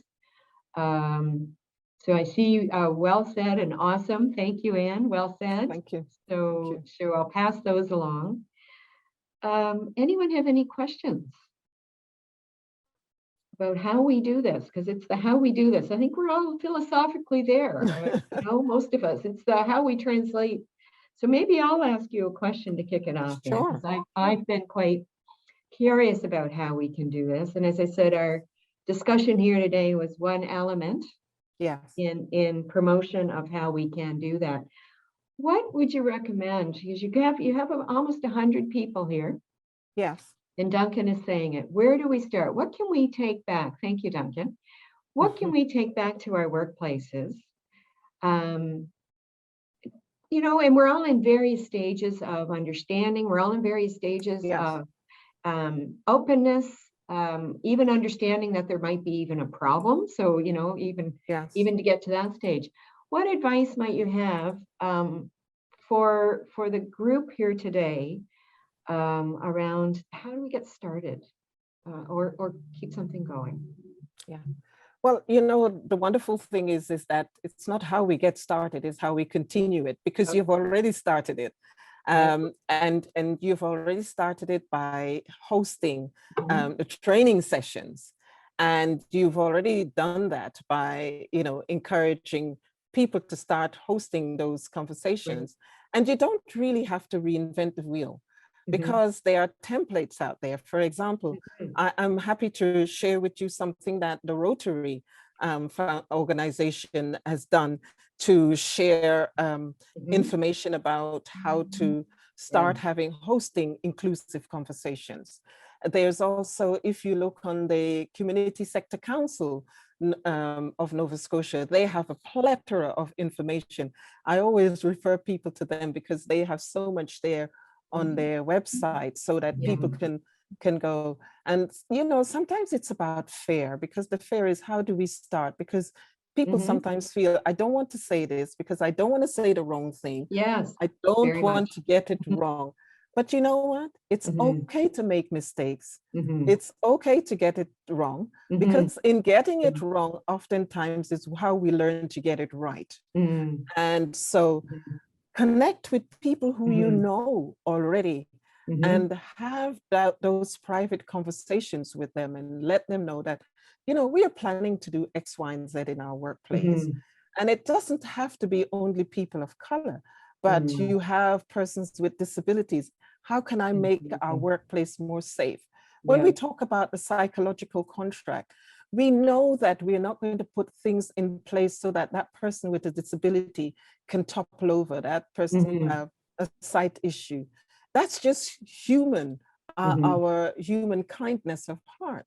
We know we're not going to, but there are other people in the workplace who cover because they have, they might be a transgender person, they might be somebody from the LGBT community, and because they are working in a straight male dominated environment, they might be afraid to say who they are. There is that person who might have a mental health issue, who might be afraid to say, you know what, I'm struggling today. I can't get out of bed. I am so stressed. That person who is at home with their children, young children, and trying to maintain work and school and everything at the same time, and still has to function as a parent. And so they've become teacher, they've become a full-time teacher, as well as being a parent, or even somebody who's caring for an elderly member of the family. So there's so many things that we as a community have to think about, as well as continue our everyday profession. So just start the conversation. How can I better myself? How can I better educate myself? What do I need to learn from you? I ask people that all the time. What is it that I need to know? For example, I recently engaged a member of the LGBTQ2S community, and that person referred is a non-binary individual. So it's not her, it's not him, it's not she. So, or he. I put my pronouns, she, her, when I'm speaking, to that, to recognize and to say that to make that individual be included, feel included and a part of. Those are some of the little things that we can do. It's not necessarily big things often. Just in our advert for our jobs, if we remind people that we're an inclusive employer, we engage people from the African Nova Scotian community, from immigrant or from the Indigenous community. We are seeking to engage all people within our workforce. Those are little things that, you know, changes the tone of our work environment. But then the bigger task is when they actually come on board. But before that, we have to educate our staff to accept difference. Because as the leader, you might accept it, but it doesn't mean that your community of workers have accepted it. So we have to work with them also. Thank you. I think what I take from your comments, a couple of things. And number one, the notion of don't be afraid to engage. So the getting it right, because that for me personally resonates. I do struggle with that. I think many do. And being kind, you know, so if we don't get it right, you know, and we're, you know, acknowledging that, but asking for others or from others as well, that kindness as an exchange. And I think, you know, in my own interactions around this topic, being curious is a big one. And suspending my own personal judgment, you know, that's another one that I work on. So, you know, bias plays a lot in the workplace. Unconsciously, we may not be aware that we are carrying these biases, but you know, they come from the communities that we live in. They come from stereotypes, they come from the media, they come from so many different aspects, what we are raised to believe about the other. And sometimes what we are raised to believe is not necessarily true, because we ourselves have never engaged with the other. So think about who's in your immediate circle and how can you consider mentoring somebody of a different race, mentoring or sponsoring someone, opening the door for that person, being an advocate, being a broker, because I didn't get here because there are a lot of Black people or people of color around me to show me the way or to teach me. No, the significant number of people who have been my managers over the years have been white males who have shown me the way, who have challenged me. And sometimes I kicked against it. I remember on one occasion, one of my managers, my CEO sent me to be coached by another member of the team. And I said, no, I'm not going to sit with that racist man. That was my perception, what I'd heard from others. And my boss said to me, no, you're a senior person in this office. You need to be coached and you are going to go. So I reluctantly crossed over and went into the room and I said, yeah, I'm here. I'm the Black woman and you're the white man with all the power. And he said, and so what? Yes, I have it. And, you know, we both laughed. That was the beginning of a long-lasting relationship for me. And to this day, that person is in my life. And if I come up against a really difficult problem and I don't know how to solve it, I go back to him and I Mhm. say to him, tell me how to get out of this Yeah. one. Yeah. And there are individuals here in Nova Scotia Yeah. who have been equally as kind and shown me the way. Thank you. Thank you. I see another comment, a wonderful presentation, and it resonated Thank with you. me and this comes from Jennifer, resonated with me. Women in the safety profession, in construction, diversity and inclusion are important, bringing communities together who all have a part in building our communities and province. So that's what we do. Everyone Yes. needs to be included and invested in health and safety. Great presentation. Oh, I enjoyed it thank very you. much. So Thank you very on much. that note, Anne, we will say thank you, and Thank you. it's a pleasure to have you with us. I could sit down and talk over tea for a very long time, but we don't have that time today, unfortunately. So we'll save that for when we're able to be together. Anytime. Just And thank you so message me. much for Thank you being all with us very much. today. Thank you. Thanks for the invitation and have a wonderful day. And congratulations on all your good work. Thank you. Bye-bye. All right. Thank you, Anne. Another thank you. All right. So we are a wee bit, as I mentioned, behind times. We're going to move to our awards presentation. So I'm about a half an hour, just over. So I'm going to be quick. And this isn't because they're not important, just in the fullness of time and the virtual world that we find ourselves in. So I'd like to start by acknowledging the excellent work and the amazing response that we had to the call for awards to recognize the great work that's being done. We were overwhelmed this year. We had almost 70 applications put forward nominating great people and great companies and new procedures and innovation. It was extremely exciting. And we had such a hard decision trying to come to the awards. So we'd like to start with the James Spidell Memorial Award. And this is given to an individual who demonstrates an ongoing commitment to occupational health and safety and exemplary performance as an occupational health and safety professional. I am very pleased to present this award to Stuart McIsaac from Zutphen. Stuart was nominated for his over 20 years of being a role model for safety within his company, taking care to make sure everyone was safe on site. Stuart's been in the construction industry since 1985, same length of time as I have been, Stuart. He has been working with Zutphen contractors and operating cranes since 1990. He grew up in the small community of Georgeville, Antigonish County, close to where I grew up, outside of Antigonish. And when he's not too busy slinging and swinging loads on site, Stuart enjoys spending time with his wife and 3 children. Congratulations, Stuart. Thank you for the work that you do.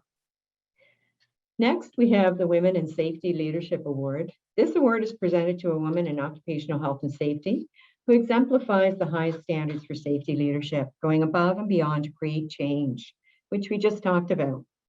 This individual leads by example, fostering positive safety culture and innovation in their organization and in the industry. This award honors the contribution of women in the construction industry and their ongoing commitment to safety excellence.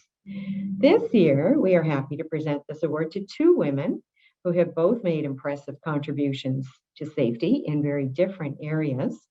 I'm very happy to present the first Woman in Safety Leadership Award to Krista Rafuse, Director of Infrastructure and Operations for the Municipality of Chester.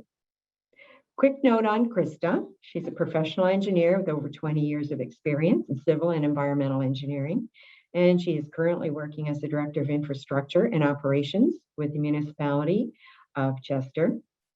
She loves to participate on JOSH. She provides great leadership on occupational health and safety matters within the municipality. She's also implemented several projects to eliminate hazards and provide safe operations for both the employees and residents of all areas managed under the municipality. One of the most recent examples completed was the implementation of the use of UV light to treat the wastewater, which allowed the elimination of chlorine gas and made the operation safer. Congratulations, Krista. It's really too bad we can't be all together in a room to shake hands, but hopefully someday soon we'll be able to do that. I'm now happy to present the next Women in Safety Award to Kelsey Mccullough from Dexter. Kelsey, a young up-and-coming safety leader, is 25 from Dutch Settlement, Nova Scotia. She's with Municipal Group of Companies for the past 4 years, and she is a past graduate of Occupational Health and Safety at the NSCC. She's been providing guidance and mentorship in the construction industry, and we're quite thrilled to see young up-and-coming female leaders in this sector. At the site level, Kelsey supports the workforce by leading by example. One of her strengths is coaching and mentoring field staff and frontline workers in risk assessment, corrective actions, and culture. Kelsey is also heavily involved in making change at the corporate level. She's an active participant in the rollout of Dexter's safety management system. And through this process, she's been involved in the review, development, and implementation. Her input and innovative mindset have helped drive change and improvement throughout the company. Congratulations, Kelsey. Next, we have the Safety Leadership Award. This award is given to an individual who consistently demonstrates outstanding safety excellence and support for their industry peers. I am very happy to present this award to Jeffrey Martin from Mckinnon and Olding. Jeffrey is a superintendent with Mckinnon and Olding, but he is so much more. His clients and peers boast that Jeff's attitude and pride for his work set him above the rest. Jeff originally started with Mckinnon and Olding in 1996 as a laborer. His peers like to say that since then, Jeff has done just about everything in the company, from grinding in tanks to painting the hull of a ship to being foreman in the flooring division. He has worked in just about every area imaginable at M&O. He learned how to lead from the ground up and took advantage of every opportunity at every training opportunity given to him throughout his career. His path led him to becoming superintendent 2 years ago, where he exceeded expectations on his first project, which was a huge milestone for not only Jeff, but the entire company. Mckinnon and Olding is lucky to have Jeff as a leader on site, and we will no doubt continue to see great things from him in the years to come. Congratulations, Jeff, and thank you very much for all that you do every day. Best Practice Safety Award is an award given to a company who demonstrates a method or technique that has consistently shown results superior to those achieved with other means. I am pleased to present the Best Practice Safety Award to Flagship Construction. Flagship Construction is a general commercial contractor located in Truro, serving Nova Scotia and Eastern New Brunswick. Flagship has been serving the commercial construction industry for over 30 years. Under new leadership since 2018, Flagship continues to grow year over year by focusing on new and innovative ways to work that enable their teams to work faster, safer, and smarter. Bringing technology into the day-to-day processes has been instrumental in changing workflows and catering to the new emerging workforce. They devised a color-coded system to track required documentation submissions from supervisors, simultaneously coaches and encourages compliance through the lens of accountability and peer comparison. Also, although legislation requires just one for their company size, they have appointed 2 employee safety reps, ensuring that both of their crews have immediate access to safety rep on site. Awesome. Congratulations, Flagship Construction. The next award is our Safety Innovation Award, and this award is given to a company who demonstrates the use of a better or novel idea or method to achieve safety in their workplace. This year, we are presenting 2 awards in this category. I am pleased to present the first Safety Innovation to Site 2020. In 2015, a young 19-year-old university student, Mccullough, founded Site 2020. 6 years later, the Nova Scotia tech company has grown into a world leader in revolutionizing the construction industry.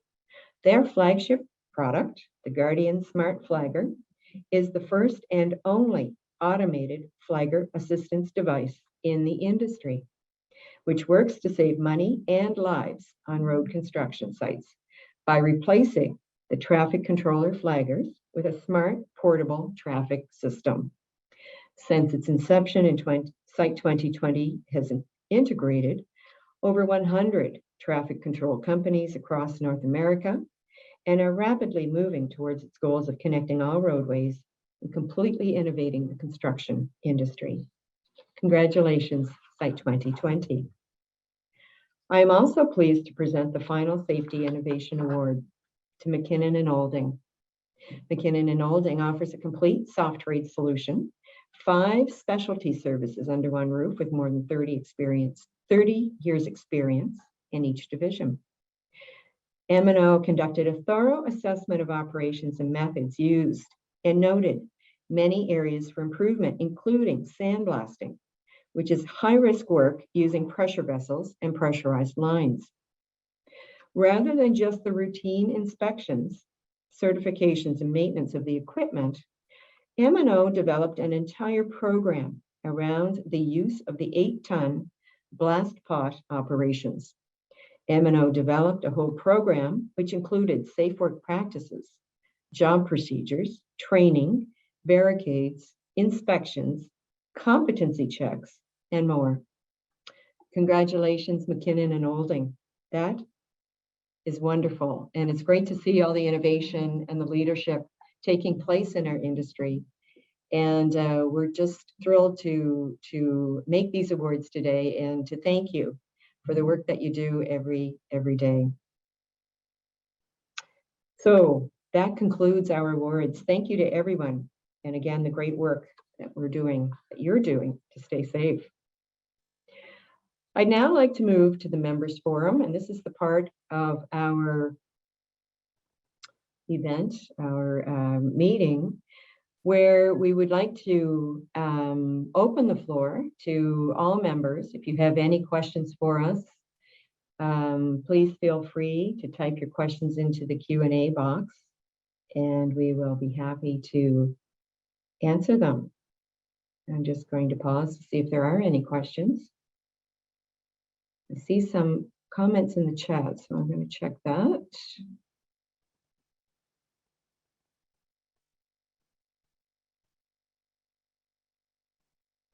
I'm not seeing any questions from the floor.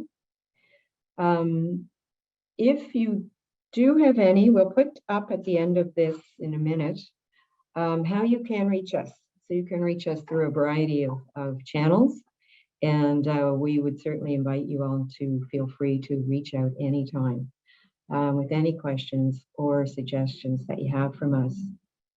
So I am now going to hand this back to our past chair, Kent Nickerson, who will move for adjournment.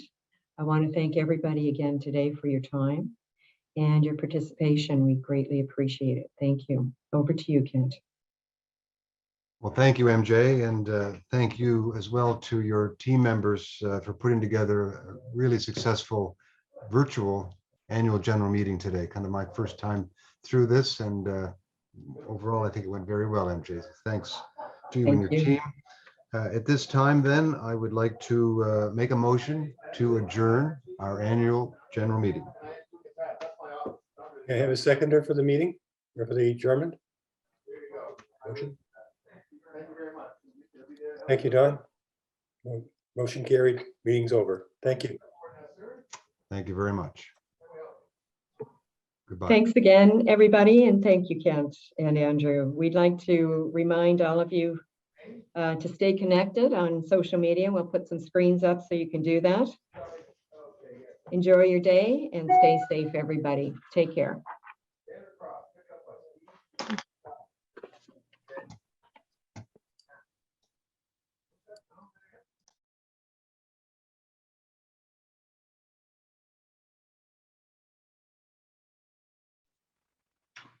Thank you, MJ, and everybody for this today.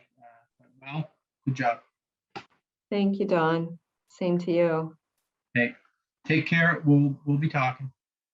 Sounds great. Have a good day. Yeah, you too. Bye-bye.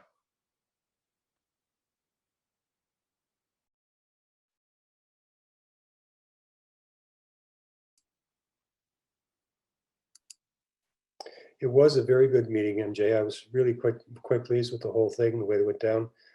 Hats off to you, Katie. Nice job. And I really enjoyed Anne Devine's keynote speech. I thought she really did a very good job. Phenomenal speaker. Yeah, no question. No question. I couldn't agree more. I was, as I said, you know, I really could have sat and chatted for quite a long time. It Oh, was yeah, there's no just question. It's just incredible. She's brilliant. so local, eh? Like everything, all the examples she had. Like Brilliant. she started talking with Simmons Paving and all of these companies that are just like they're all there in front of us all the time.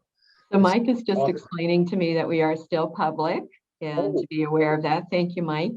That is a good point. So we still have some folks yeah, that's great. So our appreciation for Anne continues for sure. So perhaps what we need to do is log off, and then if you want to have a debrief, Andrew, we can debrief in private. Yeah, that's something. Thanks, Mike. Yeah. It would be not a good thing to debrief in public for sure. Yeah. Thank you. There's only 34 people on right now. It's all. I mean, it's only, half quarter of the votes. Okay. Goodbye. All right. I'll sign off. Thanks, guys. Take care.